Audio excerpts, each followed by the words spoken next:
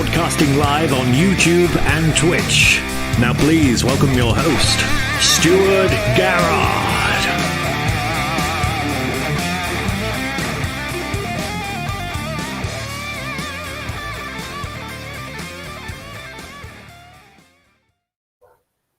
Good evening! It really is me this time. This is episode 118 of the Renaissance Men podcast, live via YouTube and Twitch. I am your host, Stuart Garrard, and joining me this week, as you can see, are my good brothers, Seddon and Lacey, and Jimmy the Saint.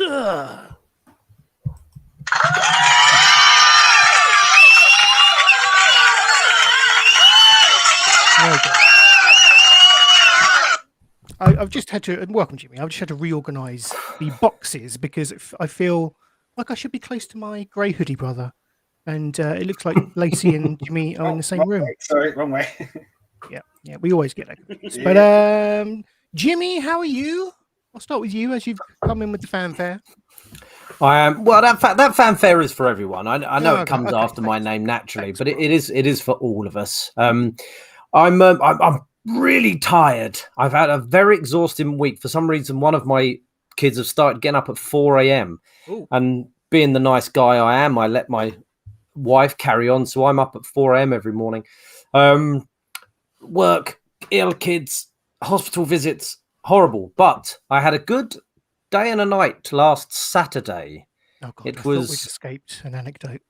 It was my friend, one of my bestest friends, Lee Baker's 40th birthday. We're all getting up to the 40s, aren't we, Stu?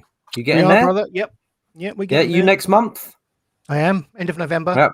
Yep. Yeah. So we did a surprise for him. He was told by his wife that he's going clothes shopping with her. Yeah. And we kidnapped her. No. He was told by his wife that he was going clothes shopping at 9:30 in the morning.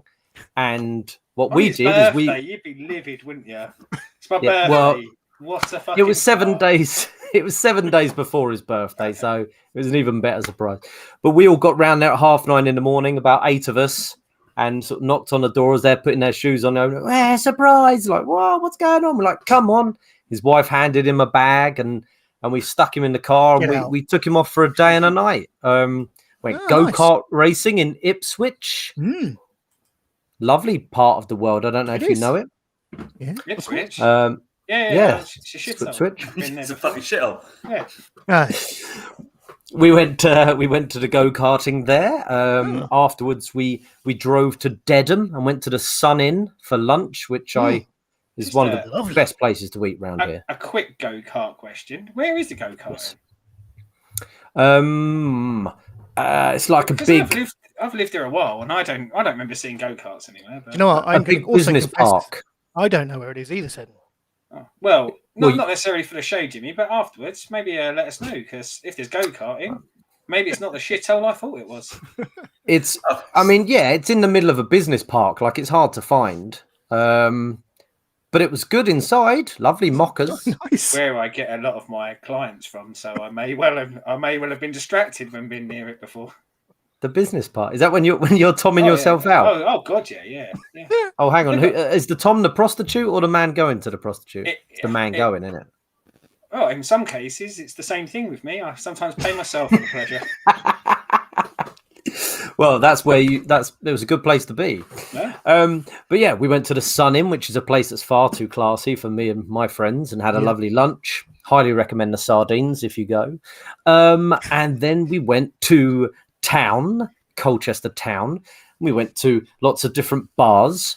But one thing that we ended up at the Three Wise Monkeys, and they had a Guns N' Roses cover band. Oh, Seddon. Probably you would have loved the original. It. Probably better than the original. They were good. Did they turn up late and walk off stage 15 times? No, they stayed on. And did one of them claim that they were world's greatest guitarist just so they can do it with a cigarette in their mouth? You can do anything with a cigarette in your mouth, you prick. And you're the man to prove it. Yeah, I've had showers with cigarettes in my gob, so fuck you, Slash. You don't think Slash is a good guitarist? It's fine, but he's overrated, isn't he? It's just because he's got big buffy hair and smokes whilst doing it doesn't make him better than all the other people that are equally as good as him. I don't know. Do you play, Sid? Yeah. Well, I'm not comparing myself to him, no, because I'm not a professional guitarist. But there is a litany. In fact, if you go to any record shop, if things such exist anymore, there are an infinite number of bands with guitarists that are probably equally as talented, if not more talented. They're just not as famous because they had more sensible haircuts and didn't pretend that smoking whilst playing the guitar wasn't a very easy thing to do. Doesn't make the guitar playing any more difficult. Only 5 minutes in, it's already they were a very good cover band, and I'd recommend it. Anyway, but during the night, I nearly got into a fight.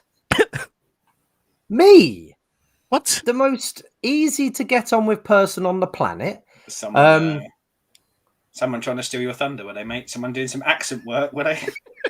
No, it was a few Welsh boys.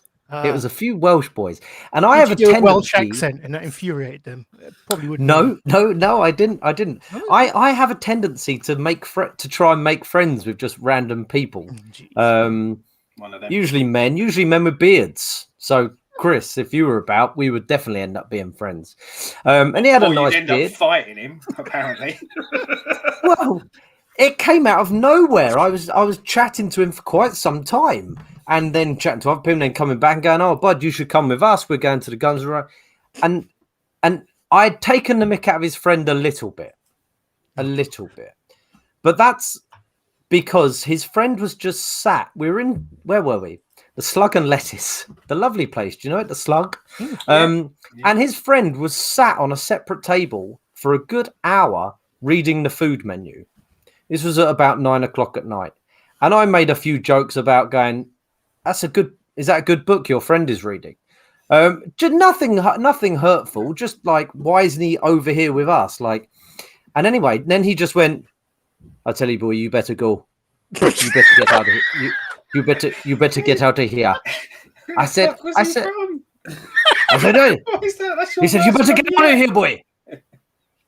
What? He said, "Oh, boy." So I tried Hopkins there, and then I've gone into Jones. "You better get out of here, boy. You better go." And I said, "What's wrong, pal?" He's like, "You're taking the piss out of my friend. You're saying this and that. You better. I'm gonna swing for you in a minute." Bar staff came over. I'm like, "Buddy, I honestly didn't mean to upset you. I'm really sorry. I think you're a nice guy. I thought you might want to.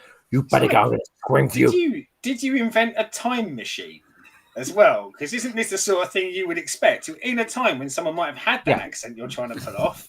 This is like a 1930s fight, isn't it? "You better get out of here, boy." Like, it was shocking because I'm 40 in 2 months. I'm like, why am I getting into a fight with someone for taking the piss out of his mate? I couldn't believe it. But anyway, we said, "Look, we'll go. I'm happy to go. We're in the shitty Slug. Don't worry about it, pal. You enjoy yourself. Just go." So we went. I didn't see him back out on the moors, American Werewolf in London style. I didn't see him again, thank God. I hope he doesn't listen to the show. It's weird though, isn't it? I mean, like, it rarely happens. I'm like, I say I'm not you, Jimmy. I tend to avoid violence. I don't try and befriend strangers because I do think they're all murderers. But like, it is odd. I've been in that position a few times where you kind of bogging along your evening, innocuous, everything seems fun, and then all of a sudden, some prick wants to start a fight, and you go, "I'm too old to fight." Yeah. Like, this is nothing about whether I'd win or lose. I don't want to have a fight. Like 25 years ago, I might have considered having a fight, but fuck off. I want to get drunk, eat some bad food, and then go home and sleep. I don't want to fight. I win nothing by fighting at this age. Thank you very much. Interesting question by Cloud Gaming Dad. He's asked, "Did you get in a fight with Bryn from Gavin and Stacey?" Now, I'm taking umbrage with this comment because that's a good Welsh accent. Well, it's Rob Brydon, isn't it? Yeah, who is Welsh, actually, I believe, isn't it? That wasn't bad, Jimmy. Who was performing in? Who performed in Ipswich? He performed in Ipswich. He performed in Ipswich Sunday just gone, and my sister and brother-in-law went to watch him. Are you sure you didn't have a fight with Rob Brydon? Is that what we're saying? Could have been Rob Brydon. I was pretty pissed. Yeah. I would have done Rob Brydon. I would have gone, "Come on, let's go. I'll fucking do you, Brydon." This was a big Welsh fella that didn't seem, I mean, you heard his voice. Sounded imposing, yeah. Anyway, lovely. Yeah. Oh, he wasn't nice like that. No. Or So did he I not want ended to up take going you out home. on the bar? Lacey's accent is better than yours, Jimmy. Yeah. To be honest. Take you down the chip shop. I'll give you cheesy chips and I'll let you suck me off around the back. It'd be lovely. Brilliant. Yeah. How many years did you do training, Chris?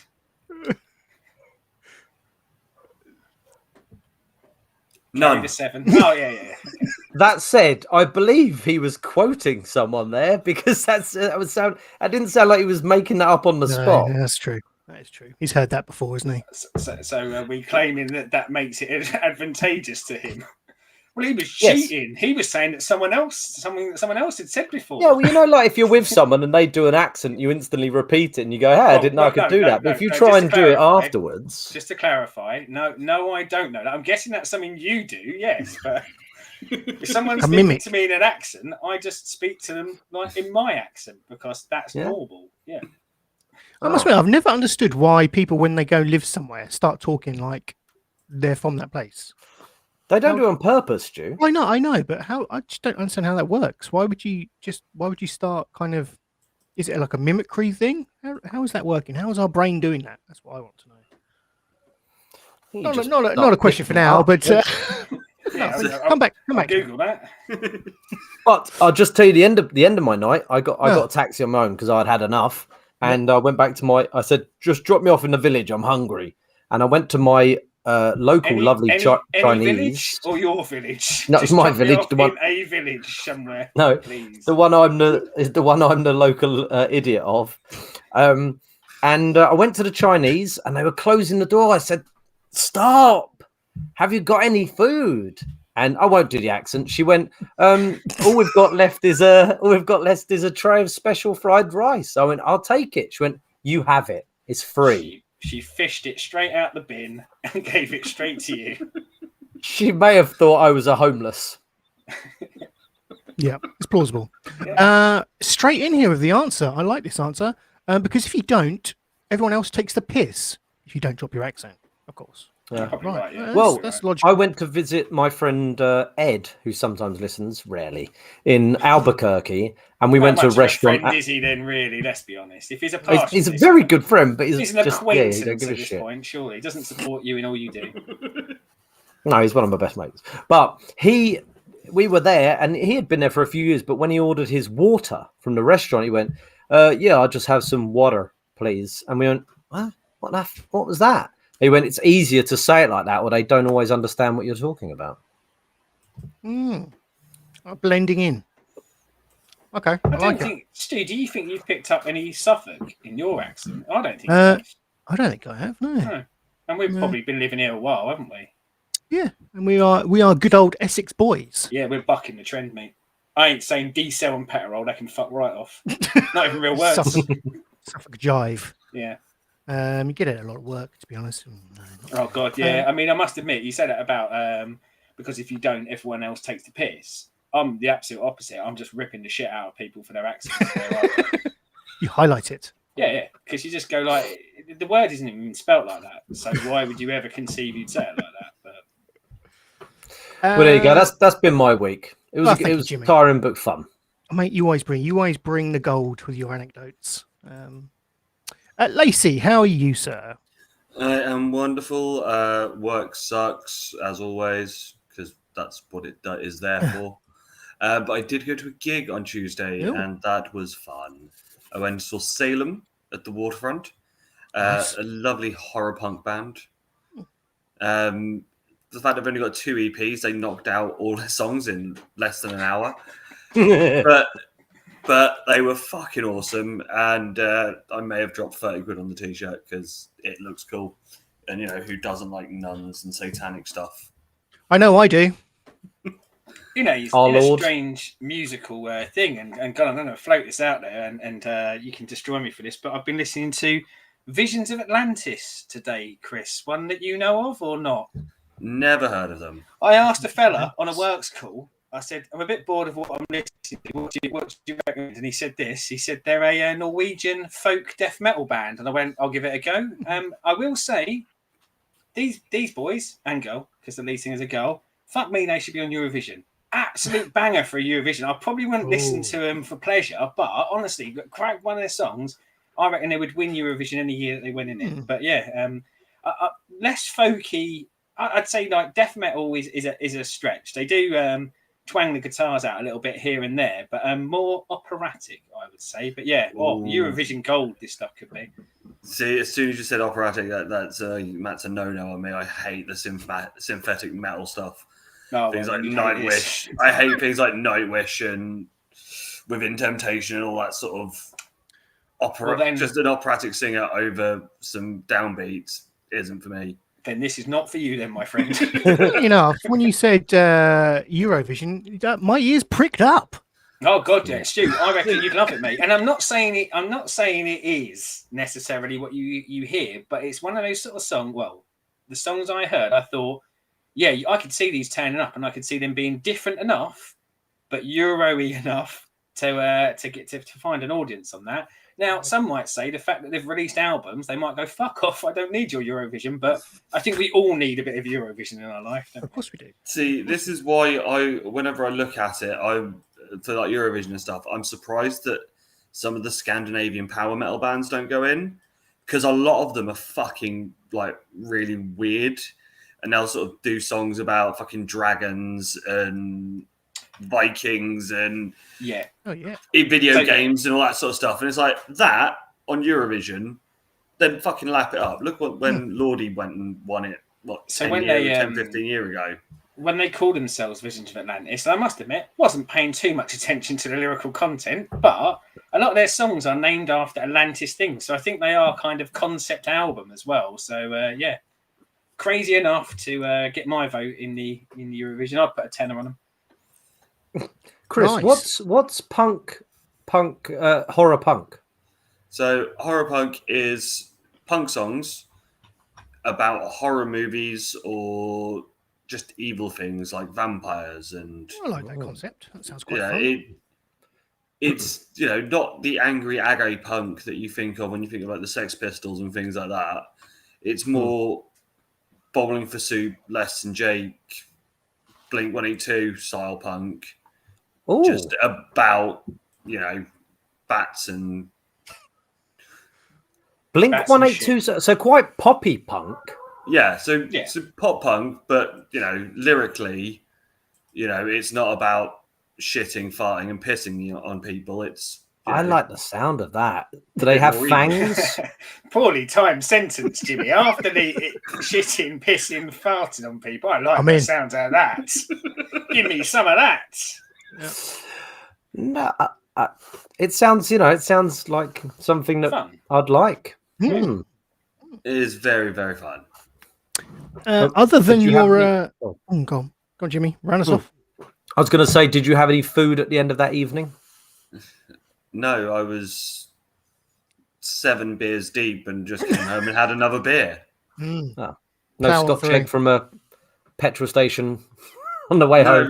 I don't do the urge to eat random stuff when walking from the waterfront to my house, because it's 5 minutes and there's nothing open between the two. So it's just wander home. Not getting another drink. Tempted to get Chinese out of a bin like Jimmy was, didn't No, surprisingly not. I just want to say I love you, Jimmy. Thanks, I do legitimately love you. Will you marry? No. Okay. Seddon, what have you been up to? I'm already. It would be bigamy. I don't mind. She won't mind. She'd divorce you, I'm sure. Anyway, I've been up to nothing, Stu. As ever, mate. All I've been up to is playing and watching shit. You know what I do? I work. Yeah. I just about keep my sanity for those however many hours I do a day.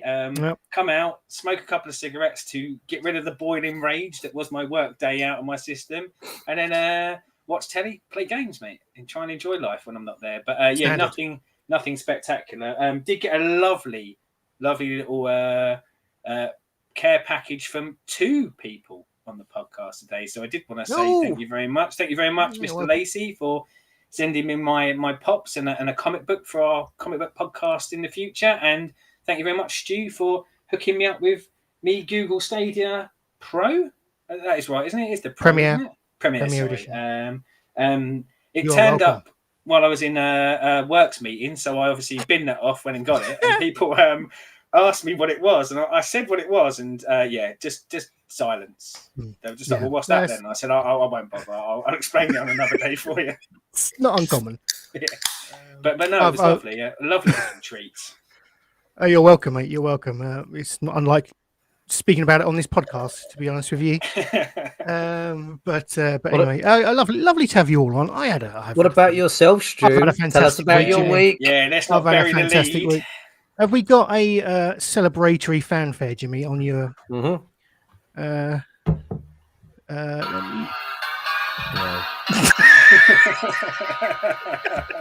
You know a bit in Alan Partridge where he kind of fumbles about with his soundboard. He gets like, I don't know, more that kind of thing. It's that's more like anyway. He's still. Don't worry, it's fine, mate. I got promotion finally. Yes. A bit of success, work success. Yes, that'll do. Air horns for me. You can become our sugar daddy now, Stu. Yeah, finally, after many years of time, you have mail.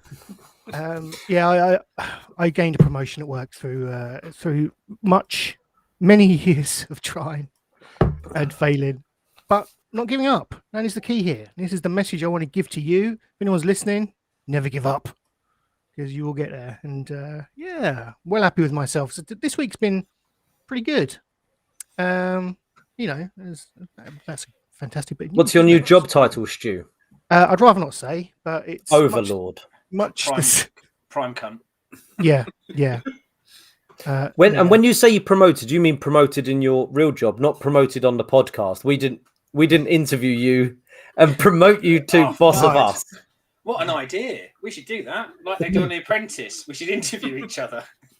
Funnily enough, the interview process wasn't too dissimilar from this. You have to do it on Skype these days, or whatever. Over video.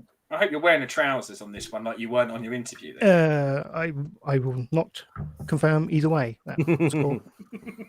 Congratulations, Stu. It's great. Thanks, Jimmy. Well deserved, I know you worked hard for it as well. Yeah. I was well prepared. Smashed the interview. And I don't want to sound like an arrogant bastard, but I think you got to celebrate when you do well. So that was I'll do well one day and let you know.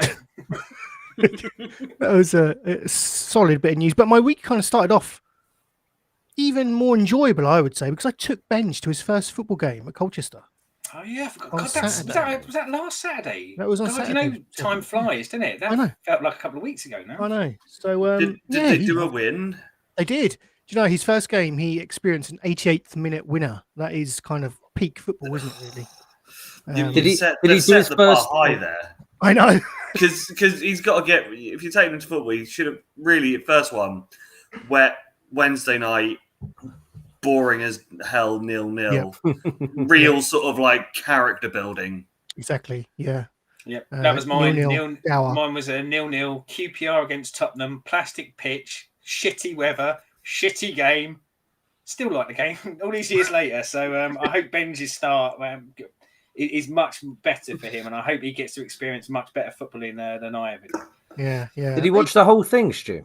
He did. Jimmy, he got kind of a bit squirmy in the second half because that was my biggest fear. The fear wasn't around the amount of people he'd be surrounded by, because let's be honest, that weren't going to be an issue at Colchester. But it was more the length of time that he would have to sit still. And we did have to get up for only once, though. Only once. So he did all right. His bladder did well, and he was. I presumed you were talking about your Stu, because you are getting to that age now, aren't you? Oh God! Be 3 weeks and a half. Better not have a drink on the way in, otherwise you're not seeing that second half. Yeah, it's like taking Jimmy, really, to be honest. I would have gone for much more than 1 week. Come on, Jimmy, it's half time. Go have a wee. Did you introduce him to his first, I don't know, racist chants or fights? Did you put someone's head on a curb and let Ben try and stomp his teeth out? Come on, Ben, get involved. No, we didn't. Give him some keys, make it count. Dig him. Go on, boy. But he said he wants to go again, so that's you want to go again? Did you say that? It was very similar. So that's my week. I did like the picture you put up of the big screen, which I'm surprised Colchester have a big screen. Your little message on there. I just presumed you'd Photoshop that on, if I'm honest. Looking at the standard of screen that they had and the standard that the picture come out on, I thought that was a bit of a homemade Photoshop from you. But wasn't that nice though? I mean, I didn't have to pay for that. Lovely gesture. Well, I just saw on their website that they said if you're coming to your first game, let us know and we'll sort you out. And that's what they did. They did that. They put his name up on the big screen and played his name over the broken tannoy system that was currently in place. That's the level of quality that you get from the live fixture experience at Colchester. Medium-sized screens and a broken tannoy. See, Carol Red, we have a wonderful large screen that moves, swivels around, so it can be shown at all angles. So you don't have to watch the shit highlights. It's around so it faces the street. So you don't have to put up with the misses from 25 yards in open goals. I've just had to see this bollocks live. I don't want to see it again on a big screen. Yeah, don't rub it in. Come on. Yeah. So that's my week. Very, very strange yet delightful week. And sounds again, lovely. Before you move on, mate, congratulations. Yeah, you are. You, as Hole said, well deserved. You sound like a father from the past. Like, I'm gonna take him to his first football match, and then I'm gonna get that promotion, darling. I promise you. And then we move out of here. And then go and fight Jimmy in an evening in the time machine. I'm gonna do it. They should make a movie out of your life, shouldn't I don't even know what that was. Just one of those blokes who used to work down mill. Yeah. Take their son to the football, give them their first bit of beer. Right. That's the introductions out of the way. We have got some questions, some community questions. It's the Ask Us Anything segment, as always. First off, apologies, I didn't get this up till this evening. I completely forgot. Mate, my bad. I forgot as well. I could have helped out. But... Never mind. But it seems like the lateness spurred people on because we got a late flurry of questions. All right. First up, I won't get up on screen. Holly Williams asks. Leo says, would you rather go on SAS Who Dares Wins, Jungle Get Me Out of Here, or Big Brother? So out of those three, what are they? They're not reality shows, aren't that's they? The word. I guess reality competitions, aren't they? Yes.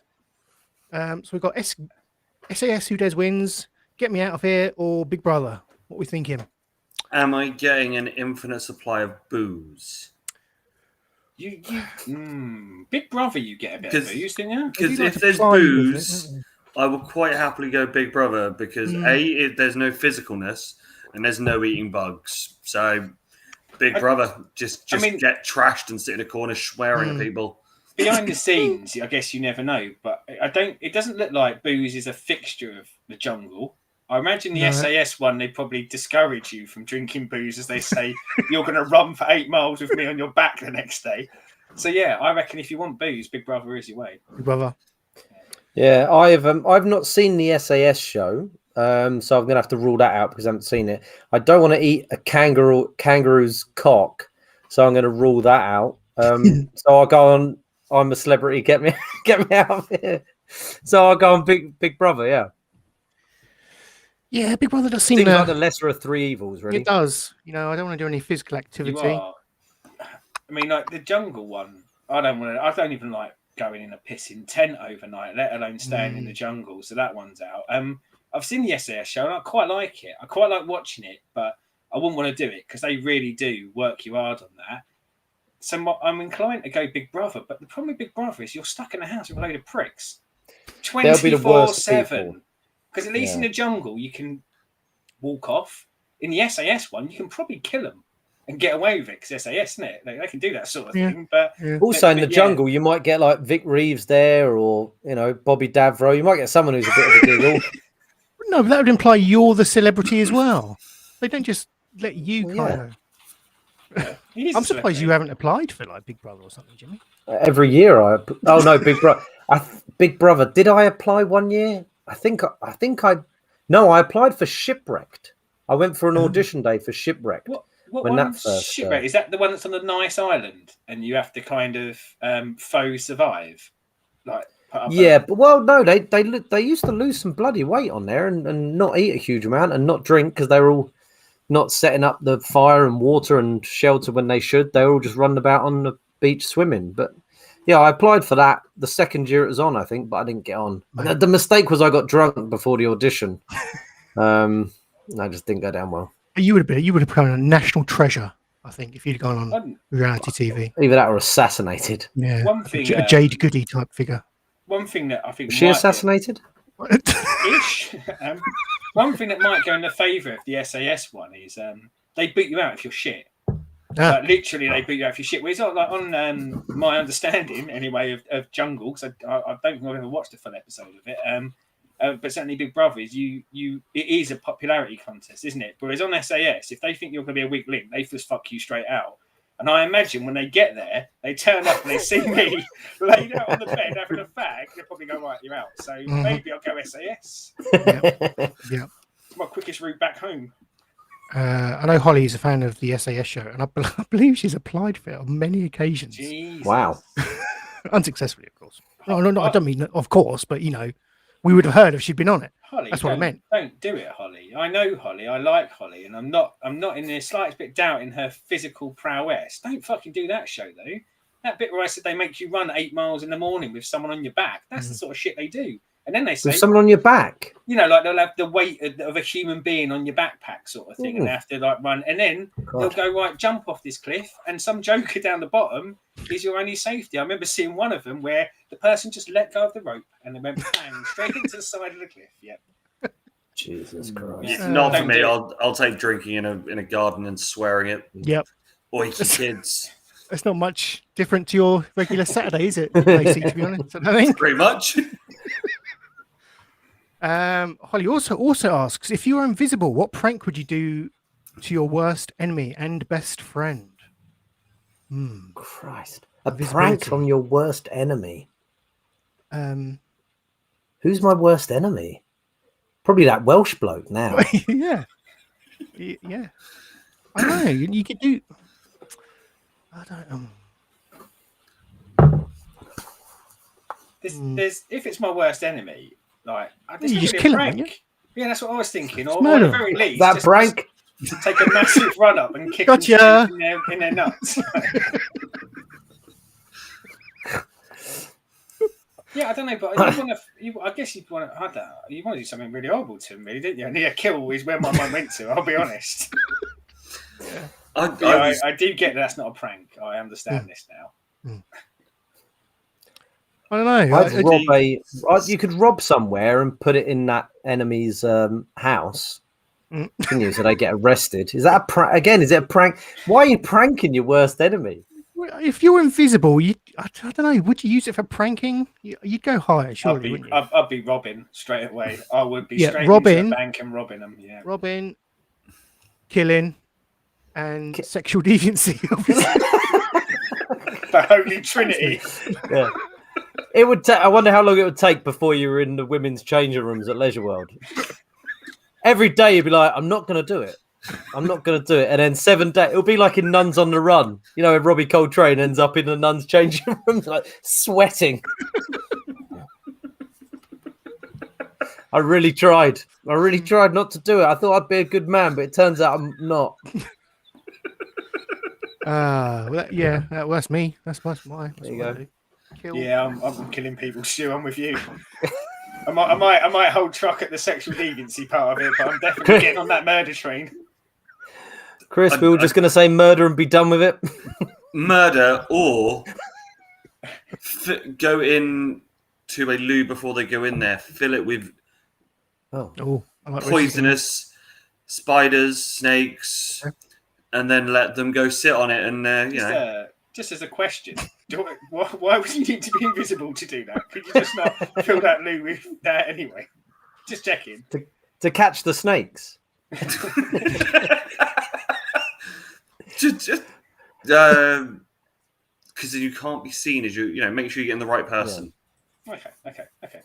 But yeah, I mean the best friend one as well. I don't know. I don't know whether I'd even. I don't think I'd bother. Like, I know this sounds terrible, but I'd be like, I can turn fucking invisible. I'm not going to waste my fucking time pranking someone I like.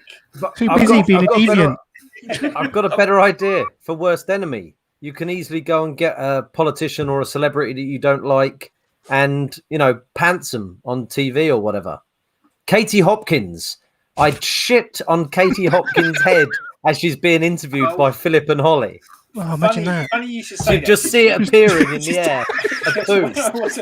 When I wasn't thinking of murder, I was actually thinking of something like you'd shit on them. But I just go, again, if I really wanted to shit on someone, I don't necessarily need to be invisible to do that. I just need to be willing to take the consequences. And I think, let's go with that. So live TV, Katie Hopkins is on there. Somehow, even invisible, you've managed to get yourself above her from the lighting rig. Yeah.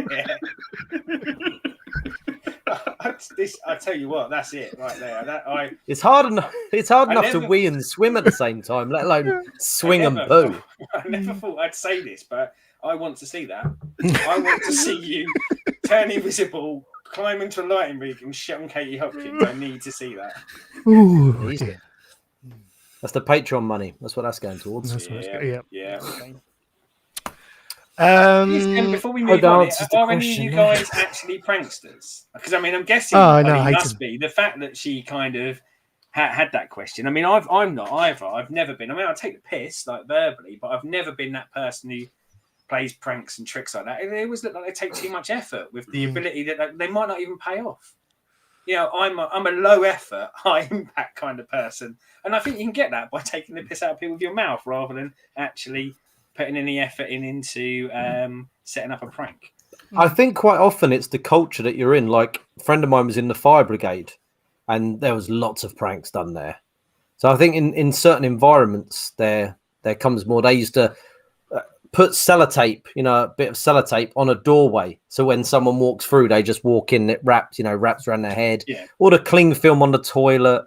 Or one thing he told me about the other day, which was I thought was funny. Those fruit flies you get on bananas and stuff when you leave a bit of fruit out for too long.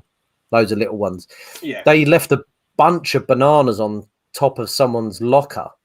And just more and more fruit flies were coming. And he one day was so annoyed, he sort of went up there to see what it was. And he went, fruit bananas. And he lifted it up. And he said, like, thousands came out. And he went, like that, and he inhaled all these fruit flies.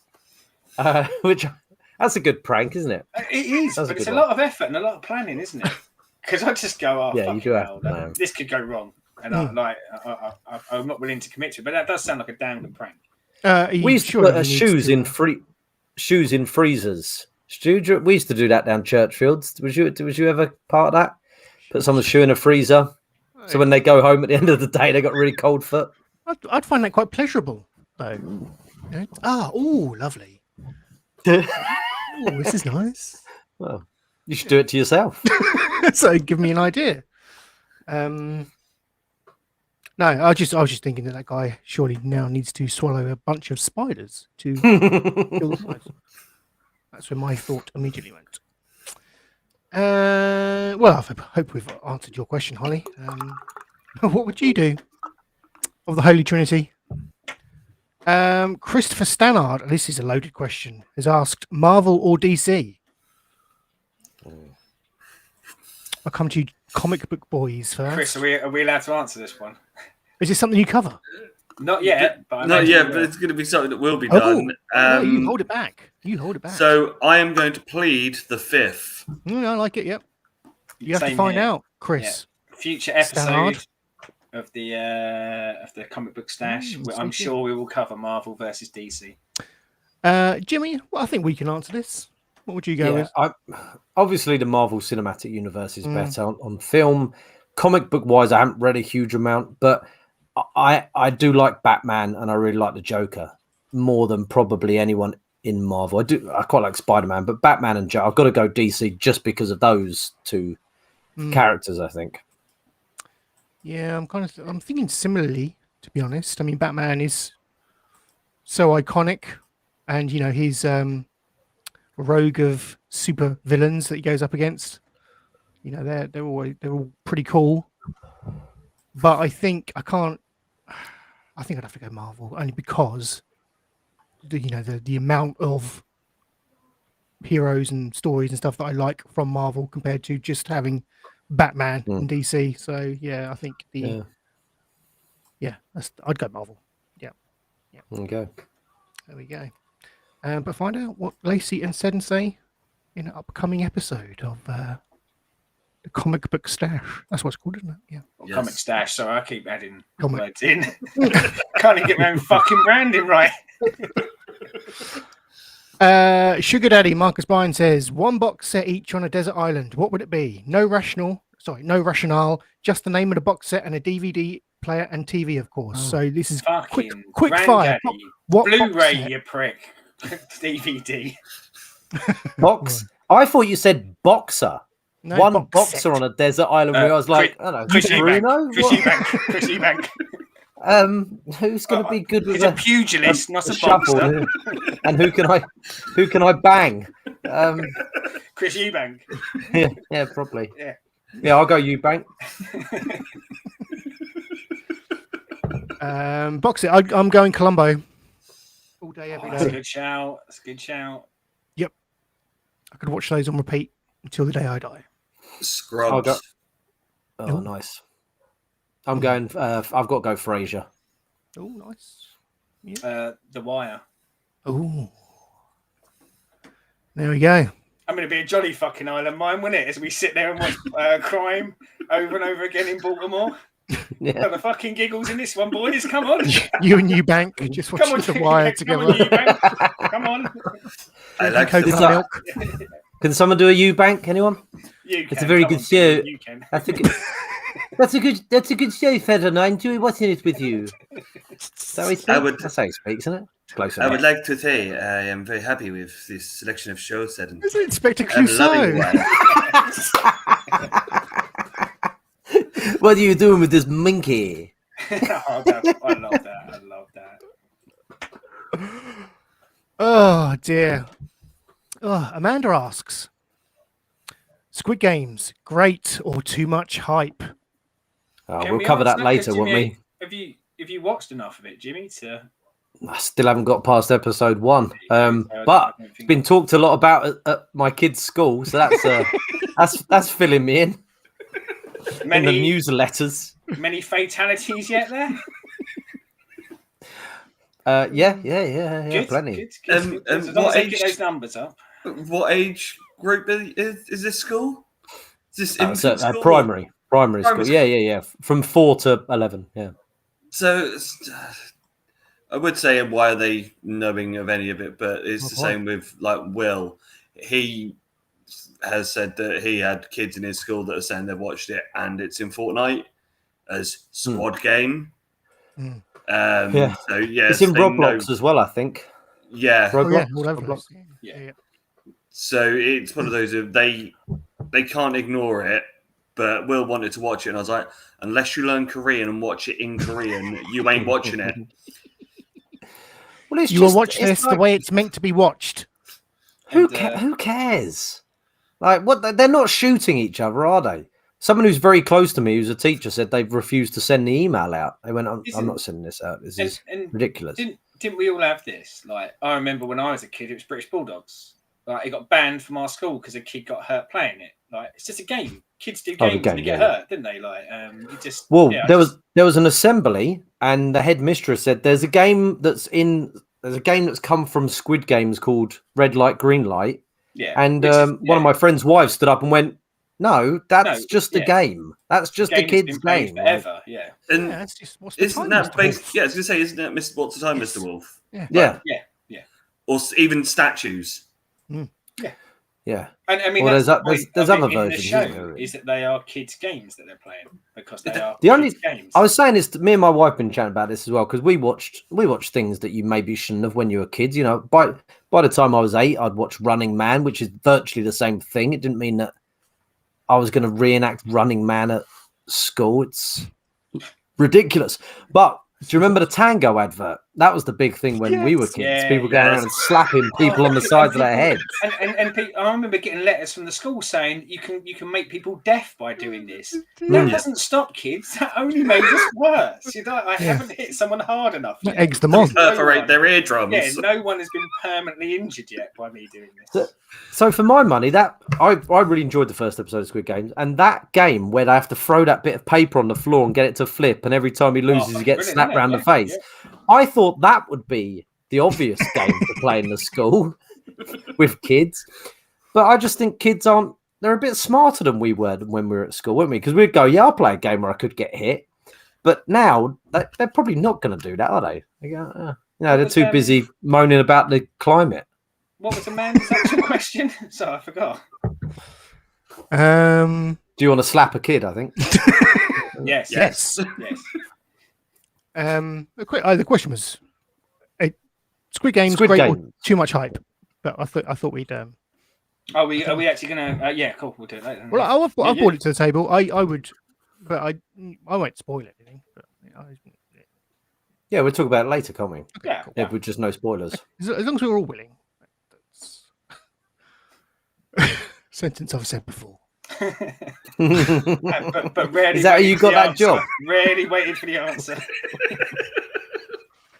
Well, if we're all going to do it. Right, that's our questions for the week. Thank you, I just got to see your Sith Lord, Jimmy. Did you? Yeah. This is a T-shirt my wife got for me. When we had the first baby, had a Sith apprentice little baby grow.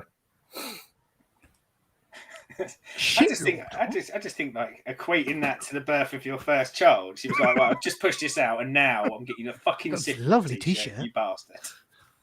Sith Lord and Sith Apprentice. Mm-hmm. I've got some news from the Week in Geek, and I've decided to go with it. See how it goes. My first story. I've only got two.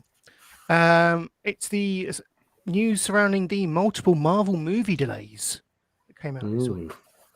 So a whole slate of the next upcoming Marvel movies have been delayed into 2022 and beyond. So the and Indiana Jones 5 as well. The new dates are Doctor Strange is now coming May 6th, 2022. That's only a delay of a couple of months. Thor: Love and Thunder from May 6th to July 8th, 2022. Wakanda Forever from July 8th. 2022 to November 11th. Indy 5's got a year delay. That's now coming summer 2023. They shouldn't wait much longer with Indy, man. He's not getting any younger. Yeah. Jesus Christ. After watching that last piece of shit, though, I hope they're putting that year into writing it. Didn't he get injured? I wonder if that's anything to do with it. He broke something, didn't he? Yeah, he got injured and he was just seemed like walking around Waitrose in Sussex or whatever, wasn't he? The Marvels has been delayed from November 11th of 2022, and that's now coming February 2023.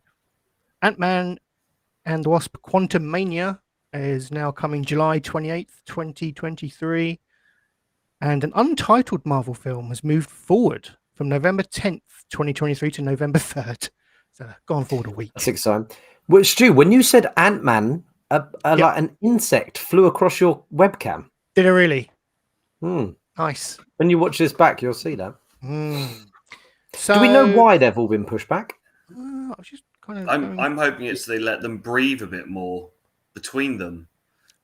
I had presumed, I mean, I hadn't seen, but I presumed it was probably something around the world we live in and trying to maybe get a better chance for cinema to be up and running. That's what this story from IGN is suggesting. A quote from Deadline states that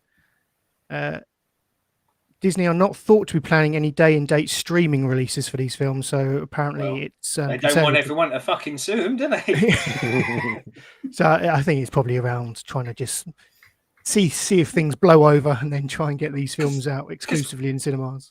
Bond did quite well, didn't it? Like I think sort of and again comparatively I think to other Bond movies, I think it took quite a lot of money, but I got the feeling that it possibly wasn't the absolute juggernaut that they thought the first big film after COVID, or not COVID's over, you know what I mean? Like the first got a big release. So, yeah, I wonder whether they're just thinking, push things back a couple of months. And I guess that has a knock on, because I think what you said there, Lacey, is like, you can't push a couple of them back and then crunch them all close together in the middle, because you might get that kind of burnout thing. But a shame. I mean, I kind of I want another Marvel movie, if I'm honest. Like, and Maybe I know we've got Spidey coming, haven't we? But I Yeah. kind of like the 3-ish month release schedule. But maybe Disney, who's at the top of Disney now?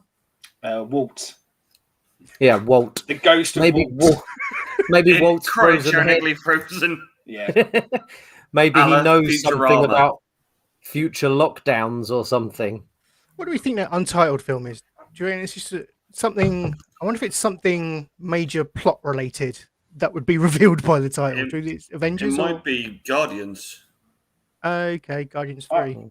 I presume it is something we don't know about. And what you said there, Stu, is it's something that we will get announced closer to the time, because it's reliant on something that's going to happen in another Seems movie. I mean, silly that it isn't announced when you've got films coming after this that are announced, like Blade and such.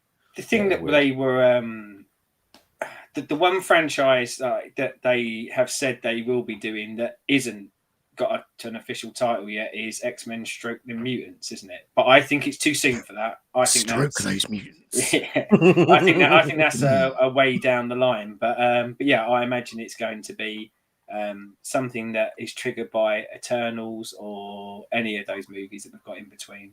But quite exciting, I think, to not know. Oh yeah. You know, we get Mystery. this stuff so far in advance sometimes. It's nice to have a little bit of mystery in it. Very much so. Very much so. It might just be a feature-length version of What If. Yeah, they've, There you go, they've Sed. edited them all together in one long, glorious That'll be a fucking doozy, won't it? feast for the eyes. A Seddon cut. Yeah, All I'll tell you 6 what. hours. I'll do a Seddon cut. I'll cut it down to that one fucking episode that was watchable.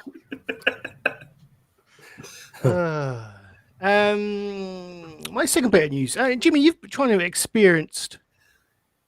I don't know if I should say this actually, because it might. Pegging? No, I won't go there. But anyway, it's quite hard to get a console these days, isn't it? Well, you know, yeah. So you're not saying that because don't worry, my wife doesn't listen, but my in-laws do. But yeah, I've been trying to get a PS5 for my family for Christmas. If I could slightly step in here and recommend something, Jimmy, Google Stadia is available. No, All good stock specific right games that my I've tried, Stu. I've become a particular Stadia family convert. want. I've tried to sell it to Jimmy, and I know. no chance. Jimmy, I think Jimmy would be prime audience for. Possibly, yeah. But what's the story? Is it I see what you're hard to saying. get? Yeah, well, no. My point being that not only are these next generation consoles hard to get, but Xbox released a Xbox Series mini fridge this week. It's a mini fridge styled in the shape of their, the black kind of monolith console, and even scalpers are getting on top of that. So it's ridiculous out there at the moment. These fridges sold out in minutes, and then scalpers are already selling them for hundreds of dollars on eBay and such. So it's just a crazy world right now. I was going to say, didn't they say with those fridges, they aren't like a limited run? They're just going to keep making them. Yeah. So it's just, you've just tried to get the first lot. Yeah. Obviously there's going to be a first batch, but they have said that there is not they're not a limited edition. They're not a short run.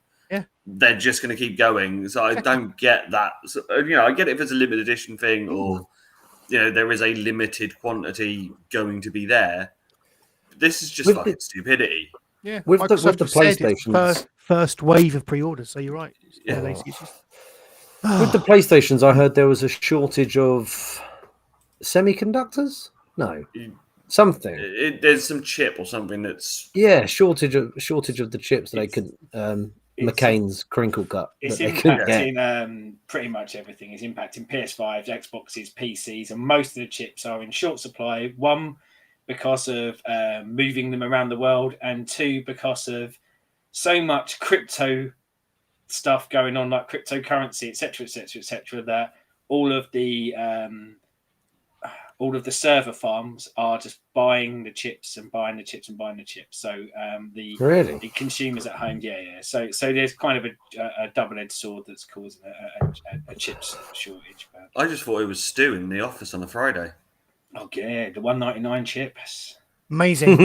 And I mean, the one thing I'd say about the fridge is that I guess if you like Xbox, like I guess we are on this show, and we have like our kind of geek loves, but that fucking Xbox is ugly as sin. Why would you want a fridge that looks like it? I don't know. It's horrible. Like, but I guess if you're an Xbox fanboy, you're an Xbox fanboy. As I say, if it looked like the old school, the original brick Xbox, yeah, and like opened up as like a chest freezer style thing, then maybe. But the sort you can hide your victims in. That's, yeah. And the thing is, they're tiny little fridges. They only hold like 4 cans. I know. What's the point? Just put it in a real fridge. Go downstairs. Dumb. Funny enough, the design of the Xbox probably suits a fridge more than it does a console. Yeah, that's true. Yep. Square, oblongish type shape, but there we go. It's got that kind of monolith-esque element to it, hasn't it? It does. Stu, is this a bit of a news section? Is it? That's what we're going. Could I bring a piece of news? Of course. The big news of Alec Baldwin becoming a murderer. Yes, I tried to keep it light. By choice. Well, I mean, I'm sure there's plenty of jokes to be had with it, but no, we shouldn't joke because it's an absolute tragedy, isn't it? But I imagine there's listeners out there that may not have heard this yet because this is today's news, isn't it? We should be current, Stu. That's true. Shouldn't we? Do you want to tell the story, Stu? No, I didn't bring the notes. So Alec Baldwin filming on his latest film, which I think he's a producer of. It's a Western, isn't it? From Western filming in New Mexico, and he had a prop gun. I think it was a blank firer, and he's accidentally shot and killed the director of photography. She dead, and the director got shot as well, and he's in hospital. Alec Baldwin has not been charged, obviously, but horrendous. What a horrible, horrible story. It did sort of ring a little bit of, when he said he hasn't been charged. And I know he's been questioned, because I guess they have to question when anything like this happens. But it was something you said earlier, Stu, about taking the Columbo box set. I mean, this really does kind of almost sound Columbo-esque, because this is the sort of plot they would have in that, wouldn't it? Where there's some elaborate scheme to kill off the director and the cinematographer in a movie. Because they were dating and he wanted her or something like that. Yeah. Or he was a Nazi and the other person was going to out him as being a Nazi. That was a good Columbo episode. You're right, Sid. That's definitely a silly plot that's happened in real life. Yeah. Well, I mean, hopefully in real life it was an accident, and this isn't Baldwin's tiptoeing into murder. Hopefully, Alex been a wrong 'un in the past. I think he is. I think we need Columbo on the case. No, but it's. I told my wife earlier because she didn't know about it. It's just everyone's a victim there, isn't it? Obviously, more so the people that died, but poor Alec. Like, imagine. Yeah. He's got to live with that now, hasn't he? And I know he's come out sort of straight away and said about like how obviously torn up he is for her, but the family like she leaves behind and things like that. But it's really tragic. I mean, I guess one of the questions I have is how did it happen? Like, did someone? Why was there a gun that could kill someone on a movie set? Well, I think they were guns that weren't supposed to be used anymore, because I think it's a similar scenario with Brandon Lee, with what happened to him. Oh, here we go. Obligatory Brandon Lee reference. Perfect. It ruined the other guy's life. He never really recovered. God, it's Jimmy Reed. Sorry. I just well, we've got to acknowledge them, haven't we? No, why there's a live gun on set? Like, I don't. Well, they're blank firers, aren't they? But not in this case, I imagine. Because if it's firing a blank, surely no one would have died. Well, I think like shrapnel. Tom Rogerson will probably put something on in a minute. But I think like shrapnel can get into the gun and it can still fire something out. I don't know. But Yeah. Oh, I mean, as I said, it wasn't a bullet. Yeah, I just wondered sort of why in this. And I know it sounds daft, and I'm a big fan of like practical effects on movies, but yeah, maybe there's something going. Don't have guns, full stop, really. But like, yeah, it's maybe not on movie sets. There's different types of guns that they use, don't they? They can use the ones where the thing still comes back, the back barrel, whatever, it comes back, but nothing comes out, and then they put a muzzle flash, like the muzzle flash, and sound effect on afterwards. So it just looks like one that's coming back. The problem with that is if I was firing it, it would look like I was doing this. Whereas if you get one that is realistic and has the noise and has the actual feeling, I'd be doing this. Tom Rogerson has which is more realistic. You are spot on. Tom Rogerson has explained it in the chat, and he said there are two types of blanks, and if you use both, it is effectively a real bullet. I think it's something to be said for maybe not having them on anywhere then, because if you can turn it into a real bullet or akin to a real bullet, then maybe they shouldn't have it. I was going to say something. What was I going to say? Bugger. Let's just get rid of guns. Ban all guns. I mean, Tom made a joke earlier, saying, "How did he get two people? Did he just start blasting willy-nilly? You think if you got the first person, that would be it. But the thing is, if it's like a Western and it's like an old school Scottish shotgun type thing, it might have a burst out. Or like the kind of ping, like, the repetitive fire, six shot jobby, and you don't necessarily notice that someone's been hit with anything. Because again, you wouldn't expect it to, because I imagine he was thinking, this is firing a blank. I think they were doing a firing down the camera shot. That's what Andrea said. She said, "Oh, how did they get them?" And I said, "Well, I imagine it was firing down the camera, which you were seeing them." But such a shame and such a real tragedy. But yeah, I don't know. Like, I always come back to I fucking hate guns. I'm really an anti-gun person, and me too. It's things like this where you just go like even faux guns, like for the purposes of this, like if this is an illustration of how shitty guns are and how we should probably be trying to get rid of them, then I don't know what is. Yeah, when even the fake guns are killing people, then surely, well, to be honest, surely questions should be asked when people go into schools and start killing little kiddies. Yeah. It's nothing's going to change, is it? Let's be honest. Yeah, but Stu, if the teachers had a gun, that wouldn't happen. Well, apparently so. If Mrs. Miggins, the history teacher, had a Kalashnikov under her desk, these things wouldn't happen. Remember, like the 1 week my mum was a dinner lady at my school and she clipped me around the ear loads of times. I'm glad he didn't give her a fucking gun. Yeah, sad, horrendous story to wake up to. Imagine what Mr. Baldwin's feeling like. It's tragedy. I imagine he feels like Stephen Baldwin or something. Really, really down and low. In a bit of lighter news, maybe to finish it off, please. We saw this only just beforehand and feeds into other products, but beautifully they've just announced the pre-orders going up for the Squid Game Funko Pops. So for any Funko Pop obsessive like me, get your orders in. I will be buying the complete set as long as I can get the complete set. But yes, come on, the Squid Game Funko Pops, Squid Game Funkos, and Home Alone Lego, people. Oh yeah, I forgot that this week. That looks pretty cool. Oh, I forgot you had put that on, but how much was it? About 260? 260? Yeah, 230, 260, something like that. That's just too much. Is it proper Home Alone, or it's not this new? It's not based off this new one, is it? No, see, it's old Home Alone as we know it. Good. Yeah, it does look good. I haven't seen a review. There are some reviews on YouTube.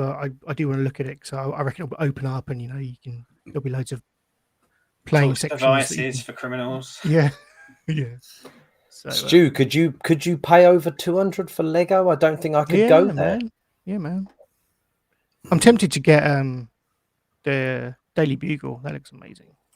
Yeah, I've kept my eyes on it. I know you were like, and you told us about that beforehand, and I always keep an eye on it just to see if there anywhere knocks it out at a decently reduced price. But I figure it's probably one of those sets that will retain its popularity. Yeah. And so I doubt we'll see it reduced very often. But yeah, I do always keep my eyes peeled on that one. See, I do remember I was many years ago looking at the Death Star, which was like 600 quid. Yeah, that's That never went lower than 500.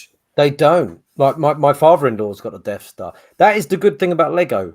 As long as you keep all the pieces, you could sell that later on for the same blooming price or more. Like it doesn't lose value. Isn't the downside to Lego for let's use you three as an example, as you've all got kids. So you say if you keep all the pieces and then one of your kids swallows it and you go, oh God. Oh, it's a like, I love my kid, but that's £600 worth of Lego right there in one piece. It's like soiled. Declare the soiling on the advert, and then you find Only 2 pieces have been digested. Right, that was our news. I think that was all right. That went well. That was right, wasn't it? Keep that going. Oh, yeah. Sen, I thought that now would be a fairly good point to kind of bring you into the discussion to talk about Google Stadia. Yeah, and so your first impressions of said Google Stadia. Well, and like Stu's, obviously, it's a product you've used a lot, and it's a product that you've talked about and you stream. And I know we've chatted about it a lot on here, but and I've often had questions about it because it does interest me because it is a different way of playing, isn't it? Like the basic idea of it is that rather than owning physical copies of games and having to own consoles, this allows you to pay a monthly fee and get access to the service, and on that service some free games, and also purchase games that can be used on the service. So it really does take away that requirement to get a console or kit like that. And they do a free month. So I thought, do you know what? Just try it. Get the free month. See what you think of it. Now, it looks lovely. And I think you said this before. I think the interface is quite nice on it. It is very quick. How'd it run for you? Really well. And again, I reckon internet speeds would impact that. But yours is mental, let's be honest. Apparently so. I didn't realise how good my internet was until I said it out loud. But yeah, like you click on a game, it is there, you're playing it. And no, I didn't. Ark was one of the ones I tried, and Ark's a game I've played a lot on PC. And I connected to the game. I joined servers full of like 60 to 70 other people, and I saw no dropout, no lacking speed. And that is a massive game. Like if you have that on your PC, it's about 80 gigs worth of downloads. It will take up a lot of your space, but there's zero download for it. You just play away. And initially, I think that's the most impressive thing for me is that. And I know you've said it before, but that instantaneous access to games without having to have a bit of kit there. I'll probably go into it a bit more as the weeks go on, because there is a flip side to that of, if I was going to say my instantaneous issue with it is the games you get for your £9 a month. Now, bearing in mind I'm in a free month, but I would say the catalogue of games are probably interesting to me as a gamer. But I think for a more casual sort of person who wants to come in and probably play some of the more known franchises, the AAA franchises, it's just now there, as far as I can tell. Like, yes, Jim? Unless you. Oh yeah. How many questions? How many games do you get for free? It depends on how long. So if you continue to be a premium subscriber, they release a few a month, so it builds up. But when I joined, it was 30 games for free, which is probably a considerable return.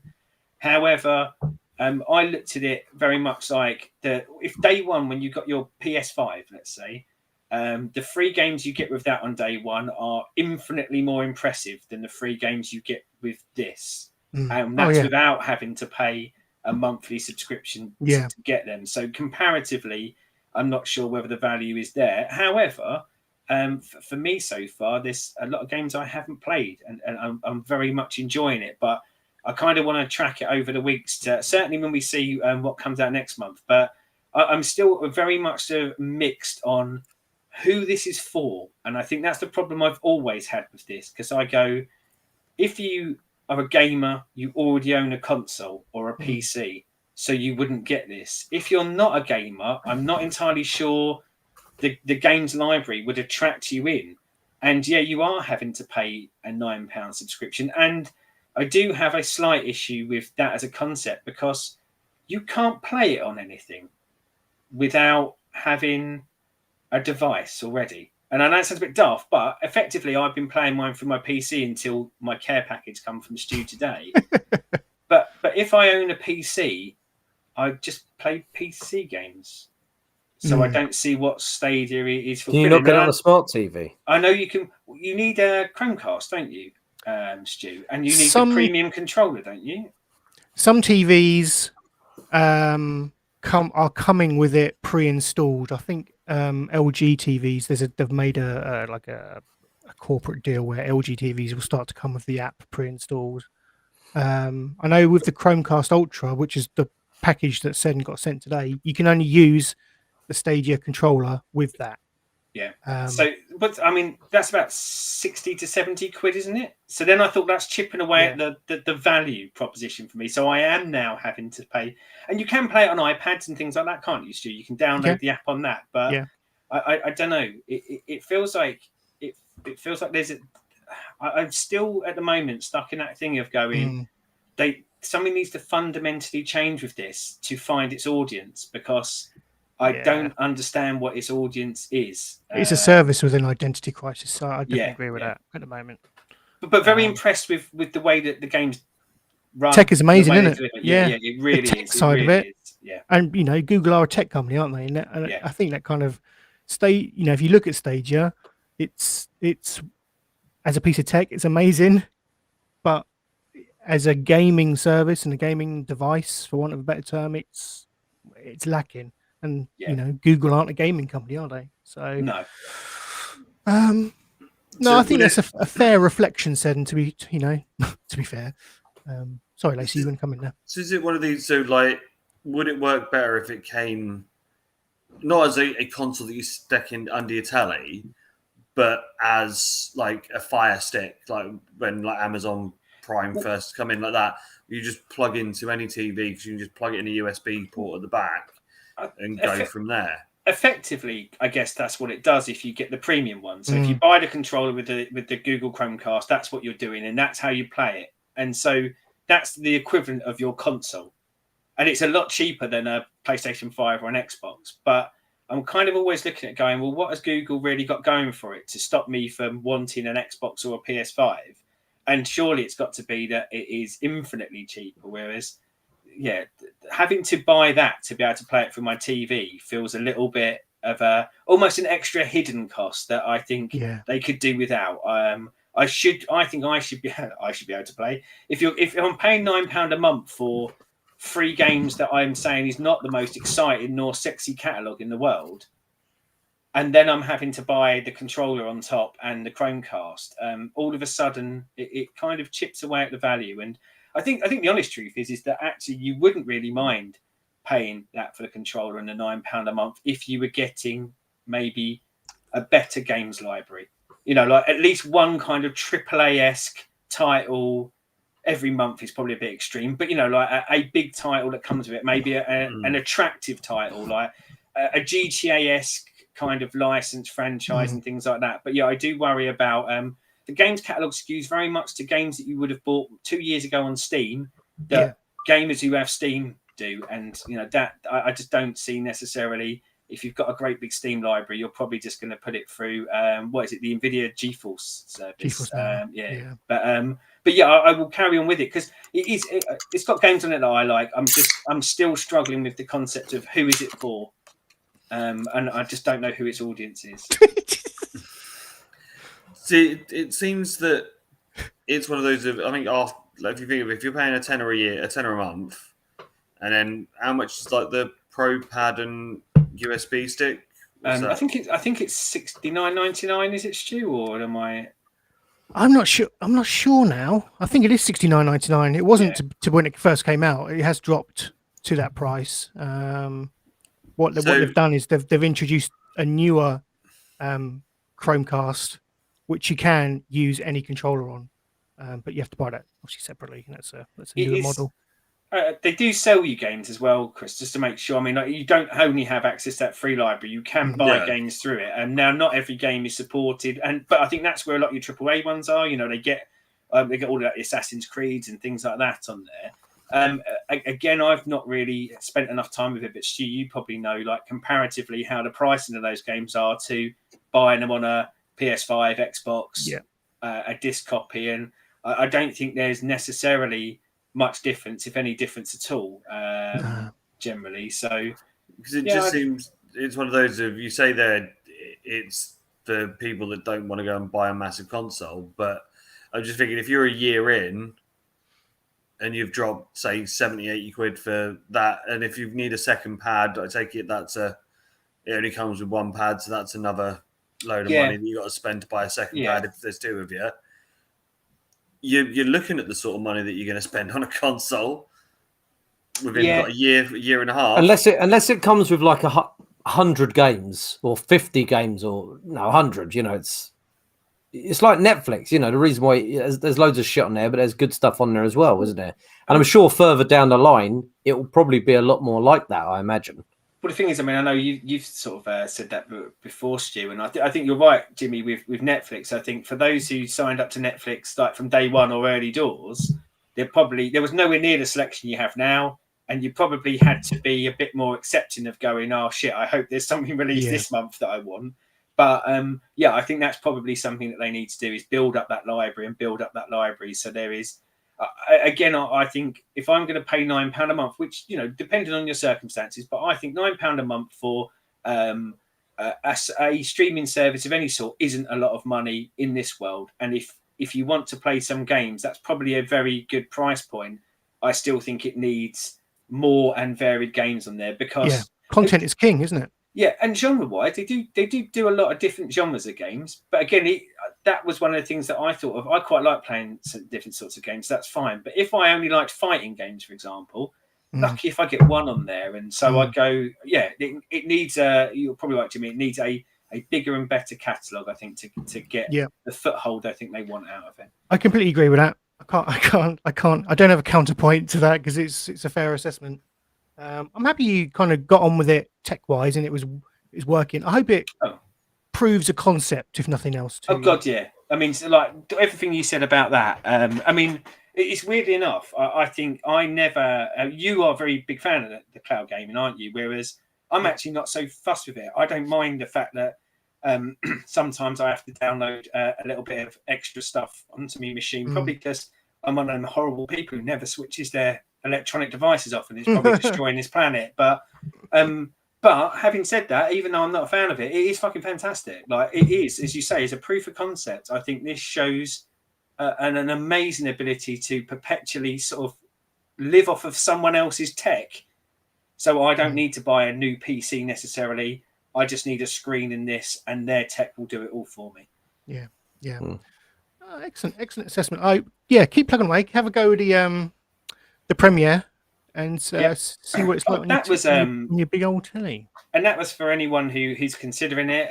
That's really easy to set up as well, isn't it? I know that's such a minor thing, but I do think, I mean, I was almost going to say I reckon I could give it to my mum to set up, but fucking hell, she can't switch the telly on, let alone set anything up. But I think even Jimmy might be able to set this up. Whoa. A hallmark of quality. Yeah. Sorry, Jimmy. Obviously, you'll be on WhatsApp asking this, but it's not that I can't set things up. I'm just bored of doing it. I don't like doing it anymore. You don't need to worry, Jimmy. You're pretty. You don't need to worry. People will do that stuff for you. Also, I've got a network of like 20,000 software devs on LinkedIn, so I can ask any one of them. And 100 kids. And I imagine you charge them commission for them doing that work for you as well. Them helping me out, yeah. I'll continue to stream some stuff. I'll probably stream some on Saturday night, my regular slot for some video game streaming. So not sure what I'll play, but I was going to say, Stu, I might have a crack on Sunday as well, because that is one thing I'm interested in. So I've played games on it, but I kind of want to see the streaming of it, because again, I think it's a really good test. And I saw you do it through. It was OBS. It wasn't last week. It was the week before, wasn't it? Because you had Benj at the football last week, didn't you? But I did it on Sunday morning. Oh yeah, Sunday morning I did it. I thought it looked. I think it looked like it streams well, and it ran well. Now that I know I've got good internet, I'm going to test this fucker out. Yeah, it ran really well. And you can also obviously being Google, you can just direct stream to YouTube as well. Obviously, you don't get your face cam and all that on that, but as like PlayStation would and Xbox would. Yeah. Just sends the feed directly out to YouTube. Yeah, excellent. Good. I'm glad you're enjoying it. What now? Should we get into what we've been playing and watching this week? Yeah, Do it. Yeah, should we do it? Let's do it. Who wants to kick things off? I see we've got a nice selection of things we're going to talk about. Do we want to talk about Squid Games? Let's talk about the elephant in the room here. Are we going to do Squid Games? I'm happy Chris, to. have you watched all of Squid I have Games? things to say. Yes, I have watched all the Squid Games. Well, Jimmy, I guess it's down to if you're happy for us to talk about it. Why don't we do some of the other stuff All right. and then get to it when I need a wee? Okay. That's fair. Have a horse piss length wee, Jimmy. Because Jimmy, don't come on the Chris has toilet got- yet. I'm still going. I'm very interested to hear what Chris has got to say about what he watched this week, and I can't remember what you watched, Stu, but Squid Games. yeah. Okay. Well, I'll kick things off with just a brief mention of more Motherland from me. Absolutely, I'm into series 3 now of this show. Just checking out. The worst series 3, unfortunately. Oh, do you think so? It's had my favorite episode so far in it. The Knits episode, which they set up in this kind of like post-COVID world that we have. Like there's the start of the episode is that they like a parents meeting at an assembly hall, and like there's 2 teachers stood up on 2 podiums, and instead of like hands, face, space on front of the podiums, it's, I don't know, comb, wash, whatever. I thought it's just spot on, very clever. Yeah, continuing to love that show. It's not only hilarious, the characters aren't only hilarious, but they're both ridiculous, but kind of just enough realism in there to kind of really take it to top tier entertainment for me. I absolutely love the characters in the show. It's real kind of window into having kids and just being a parent in the UK right now. It's and how frustrating that can possibly be. But some of those kind of warmer moments that you also get either with your kids or your friends or whoever it may be. It's one of those shows that has a lot of pathos in it. It's very much kind of like I think I said it last week, like the Gervais show, about it's Afterlife, isn't it? Mm-hmm. Very similar, how it deals with kind of quite touching moments and themes, but it can always just bring it back to a ridiculous bit of comedy. Absolutely love it. If you are a fan of Afterlife, I would give this a go. I certainly don't think you need to be a parent in any way, shape, or form to enjoy it. I'm sad for it to end. I think I've only got one more episode to go. I think what I'm going to do is go back and start it again. It's been that good. Wow. It's that tier of show for me. It's in betweeners level. I can just watch in betweeners episode after. I can just watch that all day, every day. It's going to be one of those shows that I can just crack on, and when I'm feeling blue or need cheering up or whatever, I can just crack it on and watch it and won't get bored of it. It's absolutely fantastic. Love it. That's interesting that it's up there as a show that you could put on like that. Like because it took me a while to get into the In-Betweeners, but it's good fun. It is good fun. But Motherland can be quite stressful and quite anxiety driven because of how stressed they get as mums and as the dad as well. What's his name? The dad? Kevin. Yeah. Oh no. Yeah. It is Kevin. Yeah. So it can be quite stressful and how nasty they can get as well. But I love the show as well. It just always makes me want to have a glass of wine because they drink quite a lot of wine in the show. Whenever they can get a glass of wine, and they do, don't they? Which is reminiscent to quite a few mums that I know. As you know, I hang out with some mums. I've got my mates Destiny and Beej, my mates. But yeah, actually, it's great show. Your coffee shop group is. I can envisage them being very much like the Motherland crew. Yeah, I'm Kevin like character. I'm definitely the wettest one in that group. And he is wet, isn't he? Yeah. Oh, yeah. He's really wet. They're the women that I hang around were quite tough, women. But my wife's quite a tough woman, whereas I'm a bit of a softie. Mm. Are they sympathetic characters, or are they? You said afterlife, and it just made me think of Gervais. Like, are the mums, the dads, or whoever, and the kids? Are they? Is it that English humour where you just kind of go, yeah, I do feel sorry for some of these sometimes because I've had similar situations, but they're actually all shits, or are they nice characters along with it? I'd say a bit of both. That is because I think the question. main woman isn't nice. She's not nice, is she? Julia. Is she ever nice? Julia, yeah. Is she ever nice? I only asked because I've seen 10 minutes of it, and I fucking hated the character that I followed for 10 minutes. So, but it wasn't necessarily I thought it was bad. I just didn't like her, and I wondered whether I was supposed to, or whether it was going to be seasons of that they're a bit of a shithead. She has moments where she doesn't come across. I would kind of put her in a David Brent type character in that they're an idiot. She's an idiot, but a lot of it is of her own making. But when it comes down to it, there is a good person at her core. It always does come back to that. However ridiculous or silly or arrogant or whatever she's been throughout that episode, there's usually a moment within that episode that kind of reminds you or brings it back to actually she's not a bad person. She is just dealing with, she has a life that is very her husband doesn't help at all. You can see why she is the way she is. There are aspects of her life that kind of make her that way, and it does always remind you of that. So I think it does push the limits of how much you would like her, but it does always bring it back. But I mean, I think that's one of the things that British comedy does well. I mean, I'm not actually bothered whether I'm going to like her or not, I guess. I just wondered because that's British comedy is very good at doing horrible characters as well, isn't it? That are just funny, like Basil Fawlty, David Brent, people like that. You are not supposed to like them. They are the bad guys. They are the wrong uns in the story. And we're good at pointing at people's faults, really. I like her.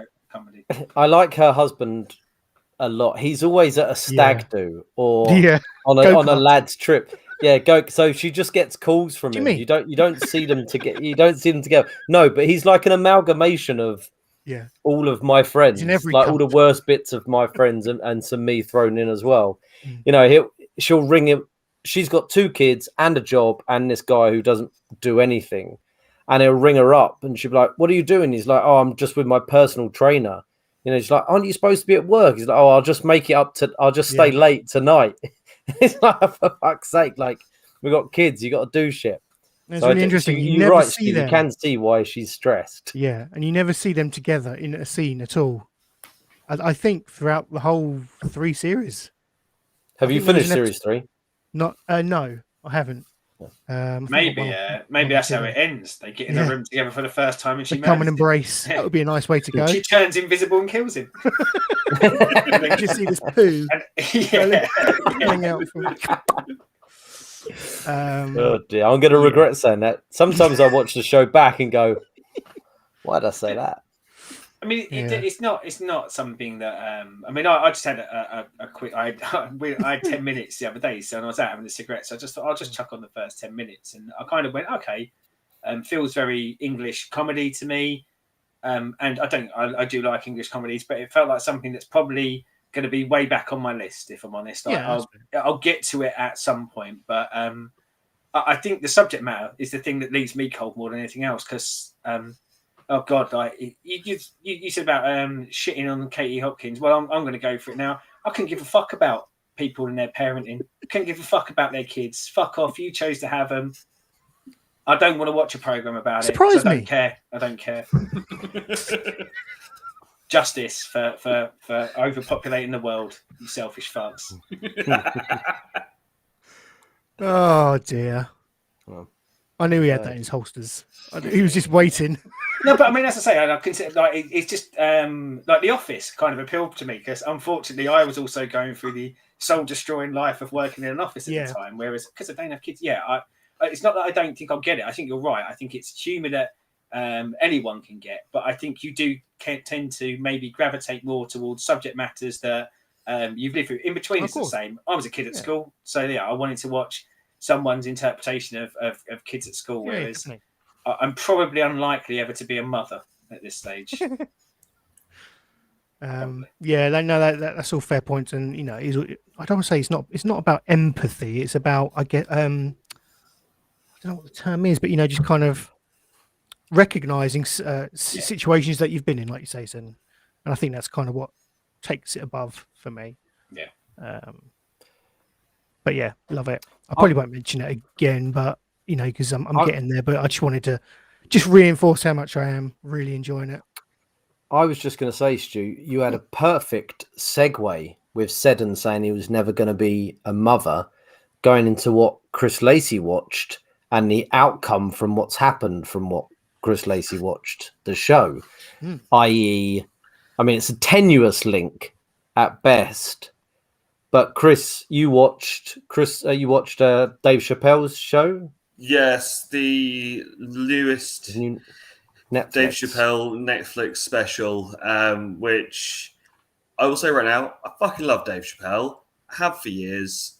I go back to the Chappelle show on Comedy Central back in the late 90s, early 2000s. I think he is funny as fuck.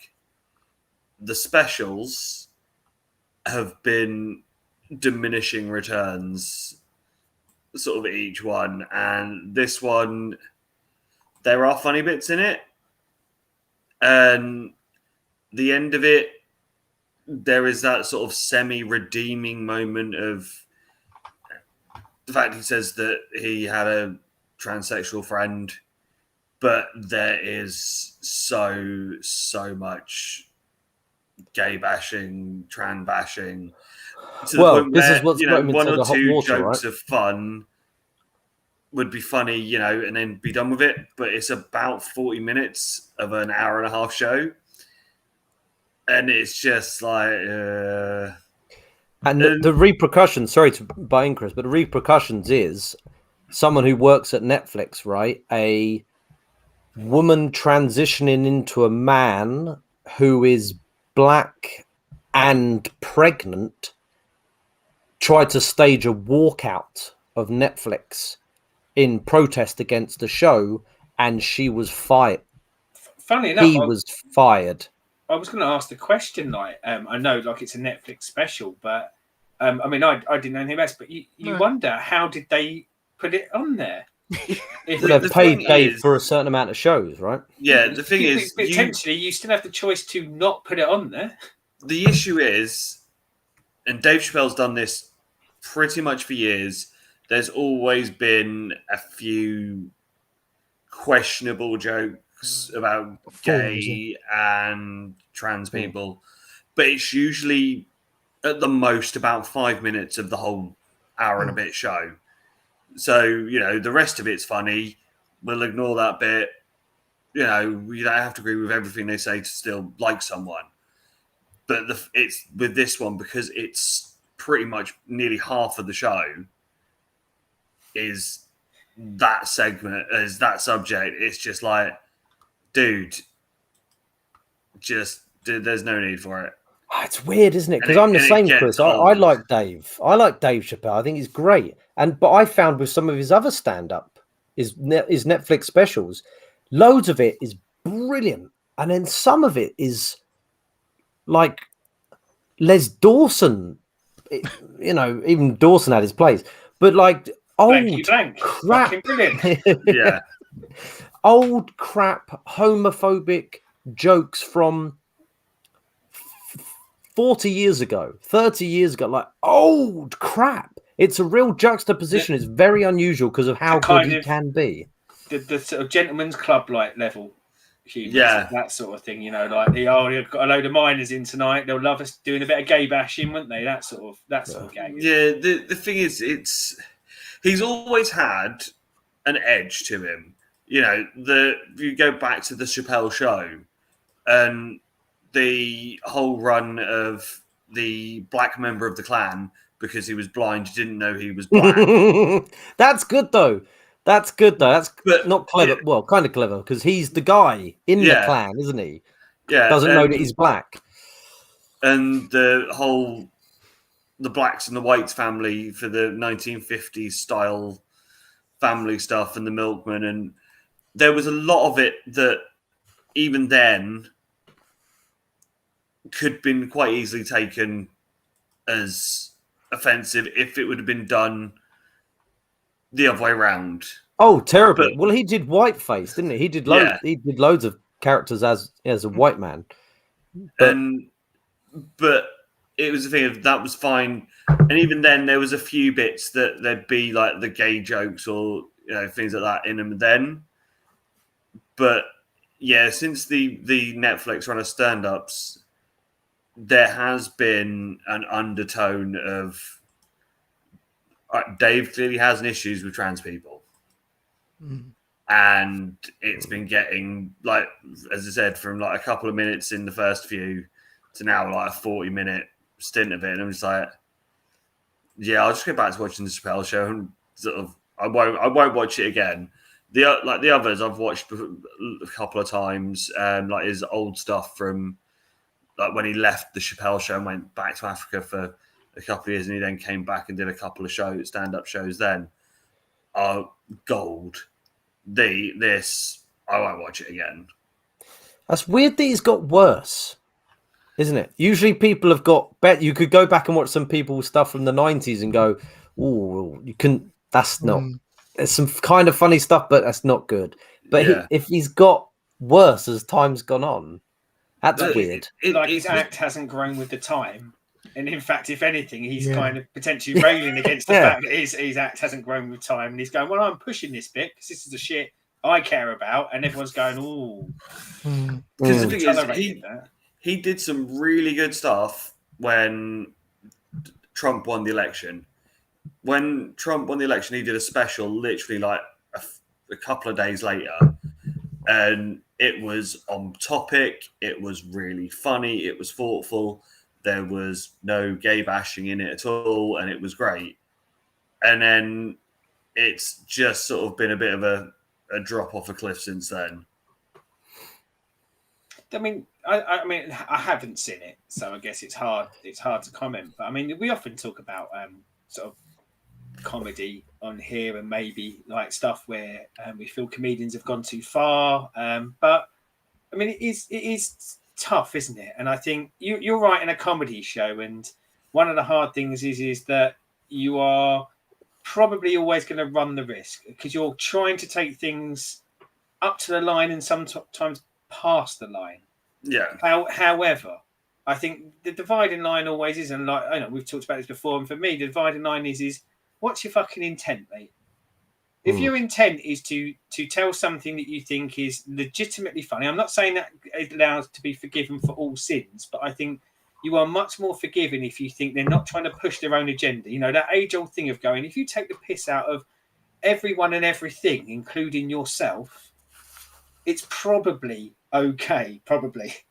But I think it's when you get that feeling of they're delivering it because, as you say, that he actually has a personal issue with a bit like someone's sexuality or someone's sort of sex even, then you go, I don't really want to watch that because I'm not here to hear you tell me what you think is wrong.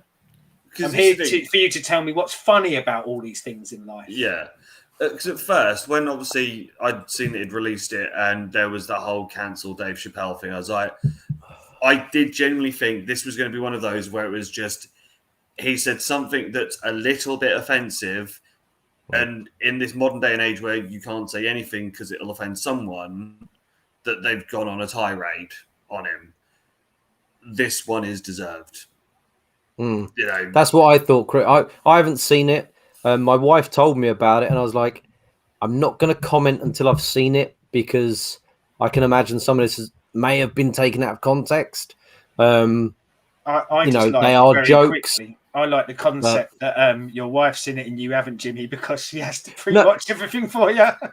She hasn't. No, Jimmy, this is it. too rude for you, Jimmy. You cannot watch this. No, she has not watched it. She's not a fan of Chappelle. But she told me about it. And I said, I've seen some of the cancel stuff. I said, I can't pass judgment till I've seen it because they are jokes. And I know, as Chris said, people will find a reason to get upset with, anything. And things can be taken out of context. You take a line out of a joke and that's the worst thing ever. But if Chris, who's actually seen it, and I can only presume Chris has got a good sense of humor because he doesn't, and he did like Dave Chappelle before. That's a real shame. But I remember watching his last two actually, not his last one actually, because his last one was called 8 minutes and 45 seconds or whatever. Yeah, that was the one after the George Floyd killing. George Floyd, yeah, and that's the length of time it took to choke George, to kill George. If that's how George Floyd did die, we don't know. And the thing is, that one was good, Don't we know? I'm pretty sure we know that. Where's the doubt on how George Floyd died? Oh, how did he die? The copper choking him to death by a police officer. You Google that was. Shall I Google it, Jimmy? Shall I? I'm being glib, but that's not what killed him. He died. I think he died of a heart attack. From the amount of. Well, it's a bit more complicated than he was strangled to death. It's more complicated than that, and I don't want to make jokes about that because I'm not. I imagine the strangling to death probably caused part of that death, though, didn't it?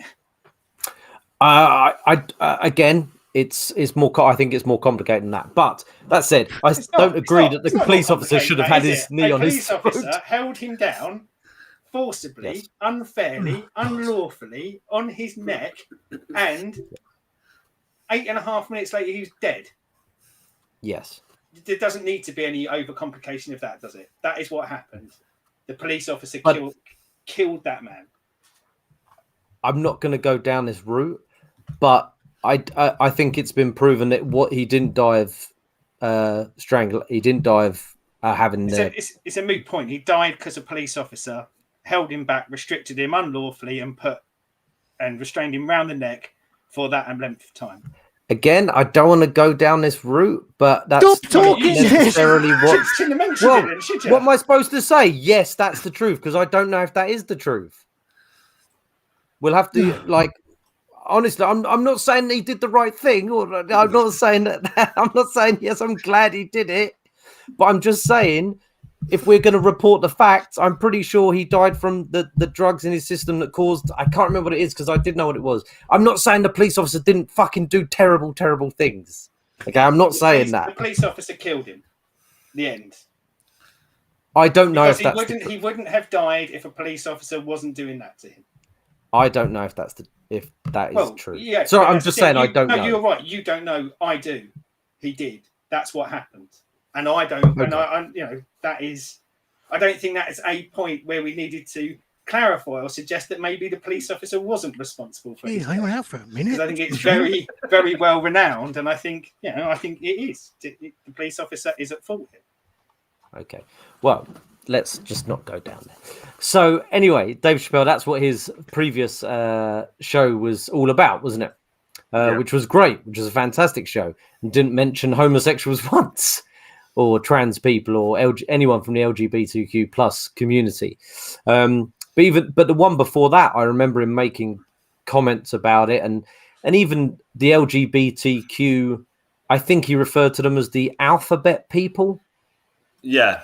Instead of saying LGBTQ plus, which something like that is something like a fucking kid would say, like really shit humor, and that's when he's let down, when he goes down those crap routes. Talk about what you know. He doesn't know about that stuff. That's why his previous one about race and everything works, because he knows about it. He doesn't know about the gay community or the LGBTQ plus community, does he? Why is he talking about it? Yeah, and I think again it's that intent thing, isn't it? What was his intent there? Was he if his intent was just to point at a group of people and I don't know, laugh. It's a bit difficult, isn't it? Because I guess like any joke at people is an intent to point them and laugh. But is it an intent to make something funny and to maybe like let me, who sat at home, who's never met someone from that community, humanize them by making it funny? Or is it the intent to go, I want to point at them and berate them because I don't like them? And I think, I mean, that's a really tough thing for a comedian. But I think you're right. I think that often comes across in the viewing. And we can all sit here and be judge, jury, and execution on these things because you don't, I guess, know their intent. But sometimes it can very evidently come across. And in no way do I want to give him an out on this because I think it's his responsibility because he writes the material, he decides what goes out there. But again, I think we should have a look at Netflix on this as well. Like, I think the company that releases it has a degree of responsibility to maybe vet this shit before they put it out there. And I think they should also really put their hands up and go, if this is as bad as you say or is being said, then I think they should have not released it. Because they can do that. It's their platform. They can do what they want with it. That goes back, as I was saying at the start, the person who tried to stage a walkout was fired from Netflix, and that's horrible. Trying to stage What's happened with that? And they're pregnant. I mean, go back to my previous comment. I don't give a shit whether they're pregnant or not. That's horrible whether they're pregnant or not. I don't care if they've had sex with someone. But publicity-wise, it's very, very bad. But again, I don't really care about that publicity. I care about the fact that is something that human beings shouldn't do to another human being. Someone is bitterly upset by it and feels so strongly that they want to speak to someone about it and they get fired. I mean, that's kind of hopefully workplace bullying. I mean, I fucking love the idea of Netflix and I use them as a customer, and I wouldn't stop using them as a customer off the back of this, but I hope someone sues the shit out of them and they lose a lot of money on this because I think they need to learn a lesson about how to treat their staff for one, and maybe again how to vet their product. And it is hard because no one's a massive fan of censorship. As you say, they've given a creative man money to create something, but I do think there are times where, I mean, to a much lesser scale, we've talked about it on some of the movies they release, and we've talked about quality control in it's just a bit shit. Well, this is much worse than that because this sounds like it's beyond a bit shit. It's offensive, But the thing is like with this one, obviously there's the line and he does go over it quite a bit, but it's that thing of if you start then censoring stuff, where is that line for the censoring? Because as I said, like when I first watched it and I first saw the whole cancel Dave Chappelle thing, with how a lot of things are these days, it was like with Bloodstock a couple of weeks ago, a metal festival. One of the organisers put on a tweet that just said, "Can people stop putting their pronouns on emails? It annoys me." And the internet turned on them and was cancel Bloodstock. So at what point do we go with the mob rule of cancel everything that upsets anyone for anything? That's the problem with the whole where do you draw the line on the censorship side? I mean, it's tough, isn't it? I mean, it is a really tough line in the sand. But again, isn't a baseline for that is when someone's trying to offend people? Isn't that a good starting point? But then America had 4 years of a president that was trying to offend people. Oh God, yeah, and we'd have loved to cancel that prick. But out of our hands, unfortunately. But the thing is, what we as rational people think is wrong, there was half as many Americans that see our side of it that voted for him and think that what's coming out of his mouth is the truth and is right. This is the problem. It's who is it that decides what is wrong or right? Mob rule. But again, does it? Possibly it's tough because you're probably right. The person who decides is probably the person in charge, isn't it? Go back to the Trump thing. He probably sort of would set the tone for going, well, that goes or that stays. But regardless of whether people stick with Trump, whether they like Trump or not, It doesn't matter, does it? It's whether someone's trying to offend someone. Isn't that still like tenet, like true? Like, and again, I mean, trying to offend someone. And as I say, I think there's a tricky line there of going, you can be really offensive without meaning it. That can happen. But again, I think there's that intent to offend someone, for me, is the line, probably. But again, a blurry line. But then how do you prove that they are intending to do it? Oh, yeah, I mean, you're right. That is the because you know, as I said, you go back to say as a reference Trump. When he said, "I want to build the fucking wall and kick all the Mexicans out," what was his intent? Was his intent to, be a massive racist and fire up all the other massive racists that don't like foreign people? I think that part is spot on, Lacey. I think his intent was let's speak to the racists out there and get them on side. And again, it's arguable whether that's offensive or not. But I think probably by saying something offensive to win over people who don't like a group of people, probably again, I'd go, you've hit that line. He was saying it to not necessarily specifically directly at them to offend them, but he was always going to offend them by trying to win over racist people to his side. But as I say, I don't know, like.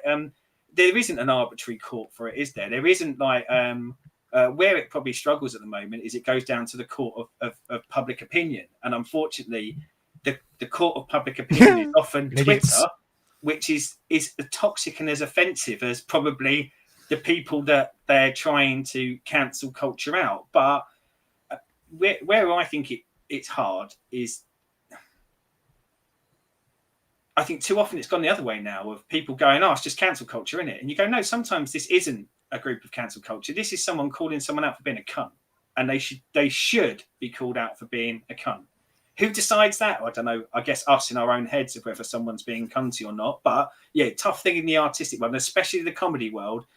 But I think you often get that, don't you, by watching it? Yeah. I mean, as I say, you watched it and I'm not saying you specifically got into his brain and know his intent, but you certainly got a feeling of what the intent was there. And you've probably watched a lot of very kind of way past the mark humor where you haven't thought that someone's intent was to offend or to point at people and be horrible to them. But yeah, very tough. Like, I'm glad I don't have to do it, but unfortunately, I think someone, and again, about Netflix, like Netflix.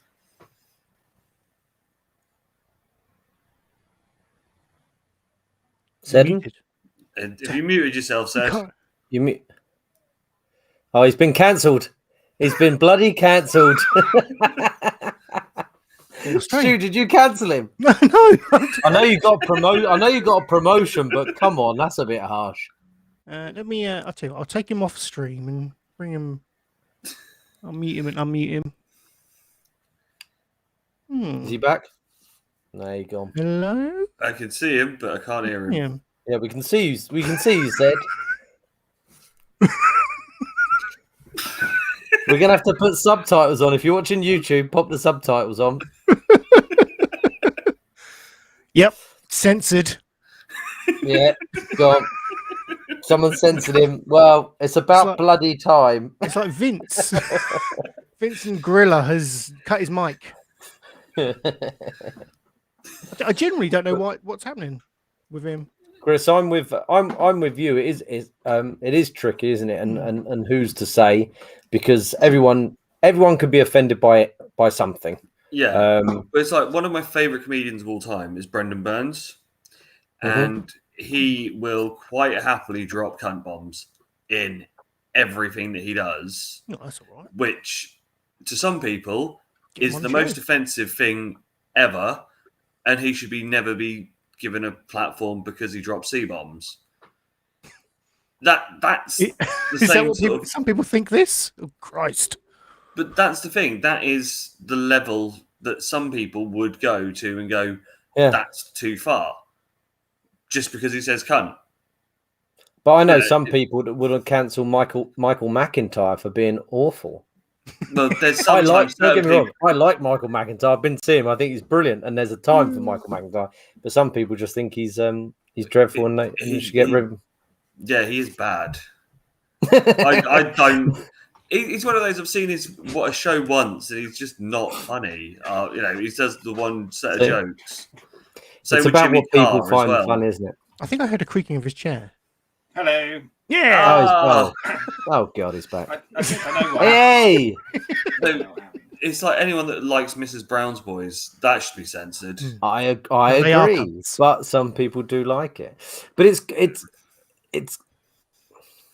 that's the problem, is it? If it's got to be good, it's got to be as a comedian called Anthony Jesuit. Anthony Yes. Jesuit. Yeah. Really dark stuff, but it's brilliantly done. And I think it's brilliantly done. And even I know people who have been in scenarios what haven't been great scenarios, but he'll still joke about those scenarios and they'll still find it funny because his way about him works. I think often it's the comedian as well and their delivery and how they do it. You get the wrong comedian, you get the right comedian delivering certain jokes and they can have it. Dare I say it's the intent? As I was saying earlier, he is massively dark, but I think you get that he is trying to shine a light on dark subjects and not necessarily make light of them, but actually have them as a discussion point via the medium of comedy. But I've been watching a lot of Joe Lycett this week, I think he described himself as pansexual now. He did describe himself as bisexual, and he's pansexual now. But he makes loads of jokes about gay people and bisexual people and things like that. But his intent, because him being bisexual and now pansexual, the intent is clear that he's not mocking his own people. It's not like his own community that he's part of. So the intent isn't there to be awful about his own people. But can still go wrong. That's the thing. It's tough. Comedy is a tough game. It's always been a tough game, isn't it? Like, you are often putting the deepest, darkest parts of yourself out there, so it's tough from that side. But also, you can. I mean, part of the comedian's job is to make people laugh, but often make people laugh by making light of situations that aren't light. I don't envy him, but let's be honest. There's thousands of amazing comedians out there that have never been cancelled and never been accused of this, but have probably touched on all of these subject matters. And Tommy Cooper. Yeah. That old man. Fez. He cancelled himself live on stage, didn't he? By God, but, no. cultural appropriation of the Egyptians. but cancelling died on stage. Was it Egyptians who wore fezzes? It's an Egyptian hat, isn't it? I think so. Yeah. Thank God. Let's put a pin in the old cancel culture debate. Cancel everything. And let's, Jimmy, what have you been watching this week? Well, I have been watching season 2 of the Orville. So every time you say it, I think of Orville the Duck. Oh, I really wish it was the blue comedian. Yeah. I wouldn't usually say I've watched series 1 and then series 2. Like, if I spoke about something, I spoke about something. But series 1 I talked about last Friday, I think. Mm-hmm. I believe so. As a nice Star Trek-y alternative to some of the new Star Trek stuff like Discovery and Picard, which it simply isn't Star Trek.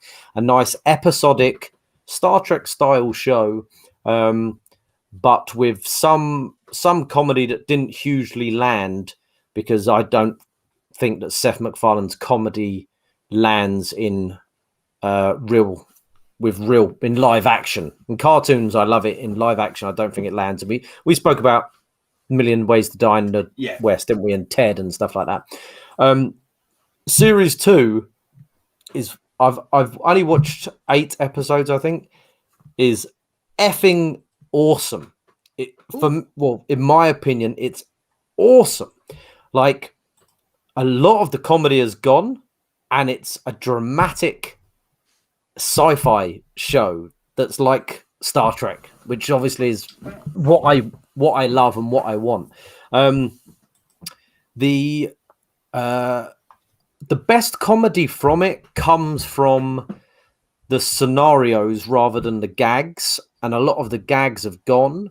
So one of the scenarios that was quite funny was there's a very stoic alien on board who I can't remember what his job title is. He's third in command on the ship, but he's kind of like a Worf from Star Trek Next Generation and Deep Space Nine, Klingon sort of character. Very, very stoic man, doesn't laugh, very serious. I think the actor was in The Wire, actually, who plays him. Look that up, Seddon, you'll like him. But his name's Boris. But the kind of the comedy that comes from him is just how serious he is about everything, So it's not gags. They don't need gags. He's just a serious fucking guy. One of the crew, he went to see the doctor on the ship and said, "Can you grow me a mustache?" He's got this big fucking alien head. He's like, "Can you grow me a mustache?" And she's like, "What? Why?" And he's like, one of the bridge crew, said he thinks I'd look good with with a mustache, and I think and because his delivery is so serious, it's no gags, it's just serious. She's like, "Yeah, I've got a thing that encourages hair growth," So the next time you see him, when he turns around at his thing, he's got this big old, yeah, Stu, you'd love her. But this alien's got this big old tash, and they're like, oh, okay, you've got a mustache now. And his husband, because they're only men from his planet, fucking hates this mustache he's got. But just the comedy coming from this alien having a mustache is much funnier than Seth MacFarlane trying to make gags about, I don't know, fucking saying shit and sci-fi. That's the comedy, but the drama has got dark as fuck and serious intrigue and suspense. And there was Chris, that looks nice. There was a lovely episode where they had the Doctor from Star Trek Voyager playing a character, and the Doctor from Star Trek Enterprise playing a character, who are two brilliant actors, really good actors. And you've never seen them in a scene together, but if you're a Star Trek fan, you know these people are, and suddenly they're in a whole episode together, batting off each other, and it gets quite sinister. It was wonderful. Like, for me, as a Star Trek fan, it was edge of my seat in suspense, and because you don't know who's going to die, they might kill people off. You don't, I highly last week I sort of recommended it, Orville. This week I like season 2 as I think has been amazing, and I'd highly recommend it. What's that on, Jimmy?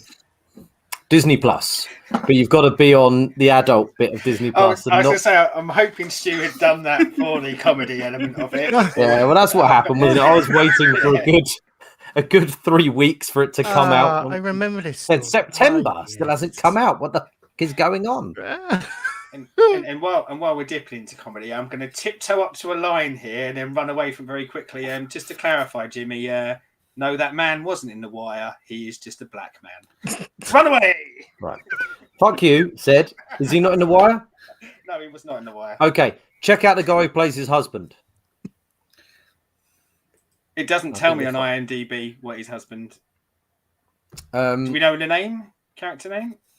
Clyden. He's from The Wire. Yes, forgive me. His husband's from The Wire.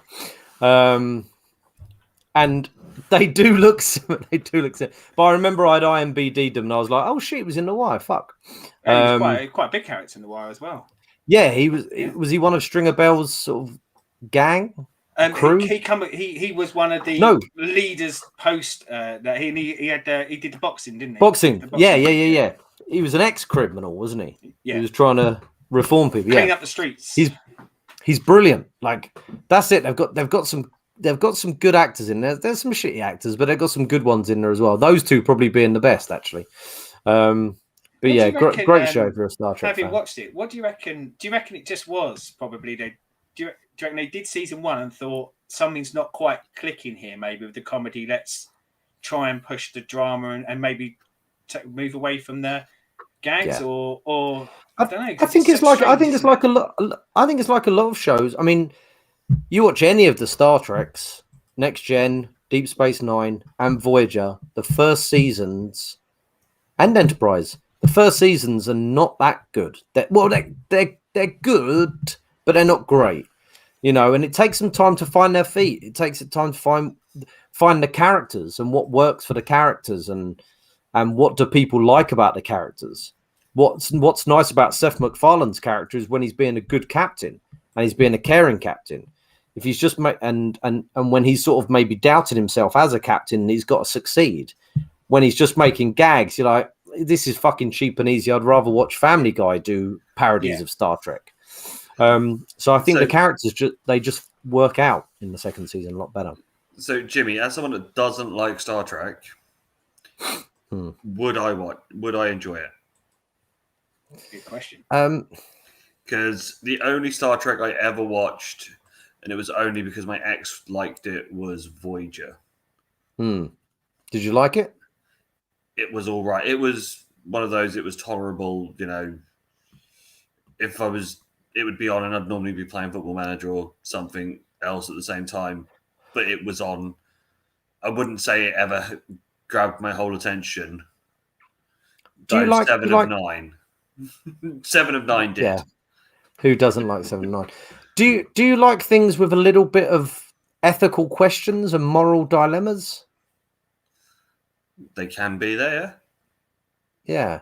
I don't like. That's what Star Trek is to me. Like action's all well and good, but it's good when there's a decision that they've got to make, and it's represented in this way. I mean, big thing here, going back to sort of cancel culture and mob rule and who makes the rules. There's an episode in series 2 where four of the crew go down to a planet which is very similar to where we live now in this world. It's basically this world, but everyone wears a green triangle and a red triangle, and the interactions you have with that person, if, say at one point one bumps into another one and spills his coffee on him, he's like pushes his red button, so he gets a downvote. It's kind of similar to the Black Mirror episode where they get stars and they can only go certain places. They've got the right rating.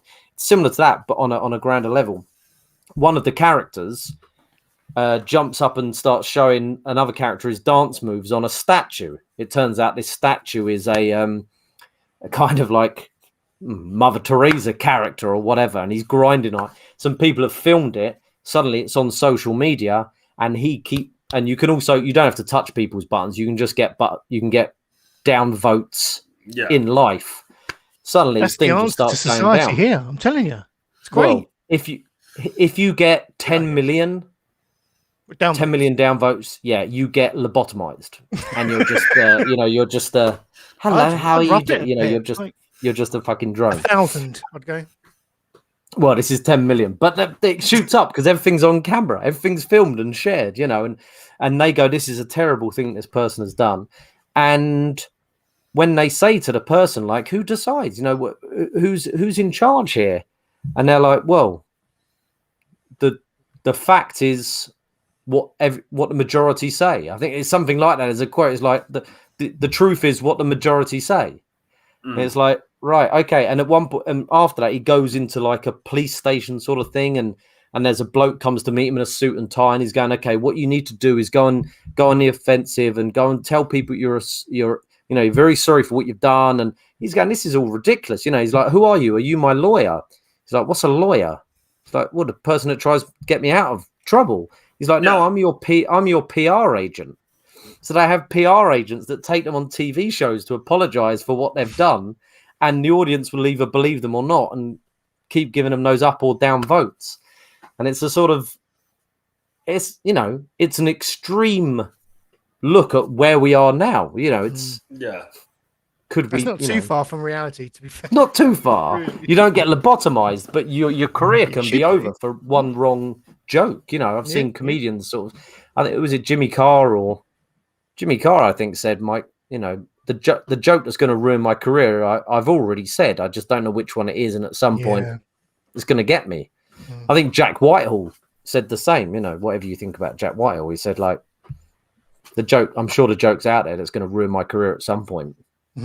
But yeah, so I think you might like it, Lacey. Certainly the second season, because I think it's better, and it's not as Star Trek as Star Trek. There is still some good. There's certainly second series. I think there's some funnier stuff in it, and there's some nice stuff, emotional stuff. If you like that sort of show, I quite like that sort of shit as well. I will chuck it in the Disney Plus list alongside American Horror Story.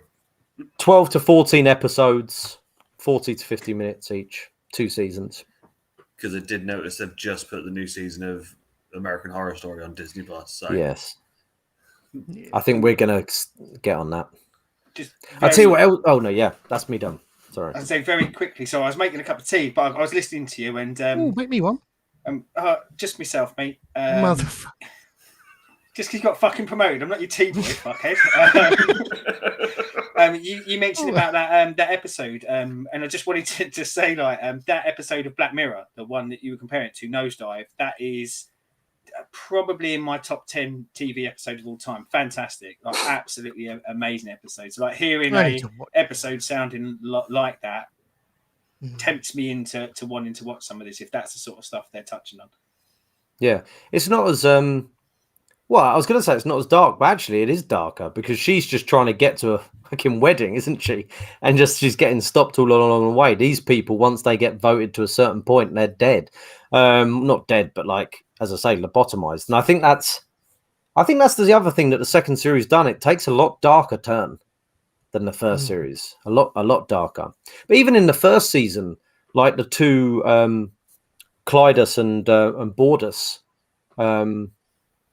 their species is all male, and Bordus is pregnant and he lays an egg. That's how they give birth, a big egg. So that bit earlier where I said I'm not ever going to be a mother, are you telling me that actually you can do it? I don't understand science well enough. Shit. But the egg hatches and it's a girl, and there's never any girl. Like once in a millennia, there's like a girl, and they have to go back to their planet, and there is a whole court battle whether they convert this girl into a boy. So there's sort of things like that in it as well. It's there's some moral and ethical things. Mirrors to society. I like sci-fi that does that. Yeah, which is what all good Star Trek does. So yeah, and as I say, first series was like, here second series for me has gone like excited for me to watch. The first series I was just sort of going for it. But so what you're saying is, if I can't get over the first series, fuck it off and then go straight to the second. No, because you need to get to know the characters, and there's only 12 episodes. It's not too long. It's not 22 or anything like that. You might hate it. If you hate it, you hate it. But I think got to put in that groundwork, Lacey. I'm afraid. Yeah, play the long game. Thank you, Jimmy. Seddon, what are you bringing to the table this week? Are we doing Squiddly Diddly or are we not doing Squiddly Diddly? Because that's. So the question is, are the other two actually going to watch it? Do you think I should finish it? Yes. We had this conversation midweek. Because we don't disagree, Chris. But no, I don't. I will 100% watch it. I will watch it. I'm going to watch it. As I say, you know why I haven't watched it. No. I'm totally with you. You're the one that I kind of don't want to do spoilers on because I know you like the first episode and you want to watch it. So I'm very conscious of I don't want to kill it. Can you talk without spoilers? I could. Yeah, I could. But Stu, I guess to answer your question, and maybe let's throw it to you in context of why are you considering whether you should continue to watch it or not? Okay, I've been thinking about this quite a lot today. How I would kind of present my thoughts, and I hope I do them justice. But I know what I'm like. I may mumble and stumble my way through this, so go with it. I I don't want to just like paraphrase and say, "Oh, it's just not for me." I think that is part of it, but I think I have reasons why I'm not enjoying the Squid Games, and I think a lot of it is down to. Sorry if I just buzzed there. Is down to the pacing of the show. And I know, Sen, you are really on the opposite end of the spectrum, and you think it's wonderful, don't you? The pacing, I guess. I think the pacing's decent. I don't want to get carried away on the pacing. Okay. But yeah, so yeah, I don't want to kind of I don't want to jump misrepresent what you're saying. No, that's fine. But I just feel like there's a really excellent 90 to 2 hour kind of powerful hyper violent, super awesome film in here. Korean, of that Korean style, and I just think battle royale, spreading it. Yeah. Something that really gets really punching and really, because it's trying to say something about society and the kind of state we're in at the moment. With I don't know, like capitalism and loads of different themes, like that. But I just feel that the pacing is just too off for me. There's too many moments where it's just saying nothing at all. I just feel that there's moments of going back to what you said about Midnight Mass. There's too many moments where just nothing propels the plot for me. It's just it's really weird, isn't it? Like when we chatted a little bit on WhatsApp about it, it's like we're almost opposite sides of the coin on Midnight Mass and Squid Game, aren't we? Like the way you felt about Midnight Mass and the way I feel about Squid Game are the same, and then you flip that coin and it's not catching us with the other product. I really want to like it because people are loving it, and I wish I could. I wish I could like get into it and get involved with the conversation around it. And don't get me wrong, that first episode is great.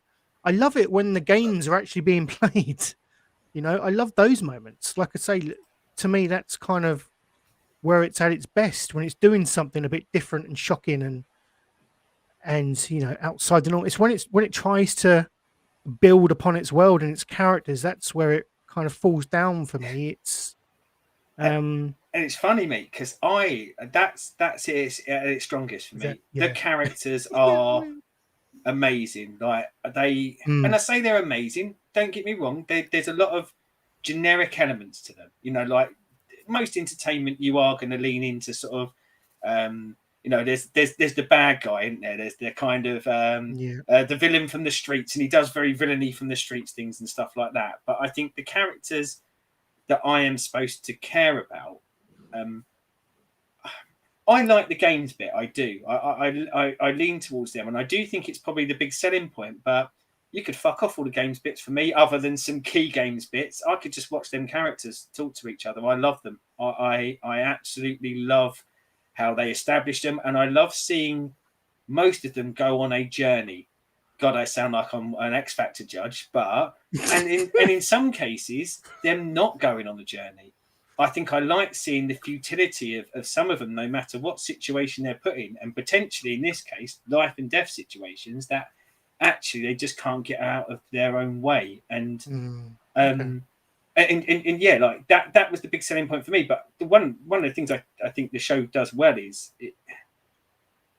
I latched onto that. I think a lot of people latch onto the games. I think it's got a lot of elements to it. And we talked, I think initially was, wow, why has this show got such a big audience? Because on paper, and even when I watched it, I thought, I think it was number 2 on Netflix at the time. And I thought, well, this will be gone out of the top 10 by the end of the week, because people will watch a couple of episodes, probably go dubbed, sub, don't like it. And I really thought it would only find the same sort of audience that things like Battle Royale have found before. But I keep trying to think, why has this got such a zeitgeist? And I think because it has a lot of genre fiction elements in one place. So I think people are at least latching onto one of those things. But I must admit, I'm still quite, as much as I love it, I'm still quite bemused how it is so popular.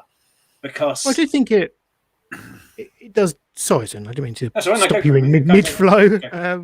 It does deal with a lot of those, I think, themes we can all identify with. Trying to come back from adversity. All these characters in this show are kind of on the brink, aren't they? They all either got massive debts or their lives are just to the point where they're willing to partake in these games, to win that big pot of money, basically. Yeah. I think we can all really identify with not as specific as that, but wanting to improve yourself or just trying to reach for a common better goal. So I do think there's a lot of identifiable elements in there. But yeah, I am surprised at how popular it has been, particularly with like the barrier with like dubbing and subtitles. Yeah. Did you watch it subtitled or dubbed, Stu? Dubbed for me, and it was fine. I've got no issues with the performance. I know there has been a few comments out there about how poor some of the acting in the dub is, but it's fine. It's not. It's pretty standard dub to me. It is what it is. But yeah, Chris, I'm interested in what you think. What side of the fence you sit on? I love this. It's one of those of I watched it with subtitles because with the type of thing that it is, I was always a bit worried that if it's dubbed, you're going to lose a little bit of what's going on the screen. And being dyslexic, I was stressing about the fact that it's subtitles because trying to read what's going on and watch everything else. And I will say, I didn't struggle at all with it with subtitles, which is surprising because as much as I have tried watching something like Pan's Labyrinth, I can't follow it because of the subtitles and how much dialogue is going on. Yeah. So this was really worked for me. I think having the native language emoting what they're saying as well when you're reading it, you sort of get what it is that how it's coming across. And the thing is, you come into it and the only one, obviously, if you've all watched episode 1, the only person that you have a real true backstory of is player 456. But you grow in like all of the characters, you end up either really liking, really hating, or being like, die, you smarmy little shit. And it is, we've all seen this before. We've all seen Battle Royale. We've all seen The Condemned. We've all seen Hunger Games.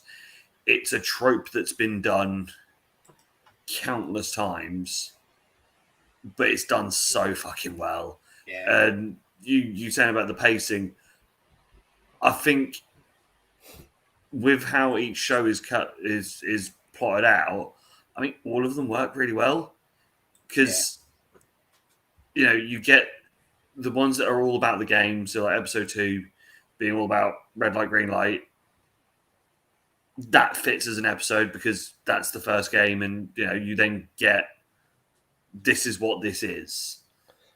Later episodes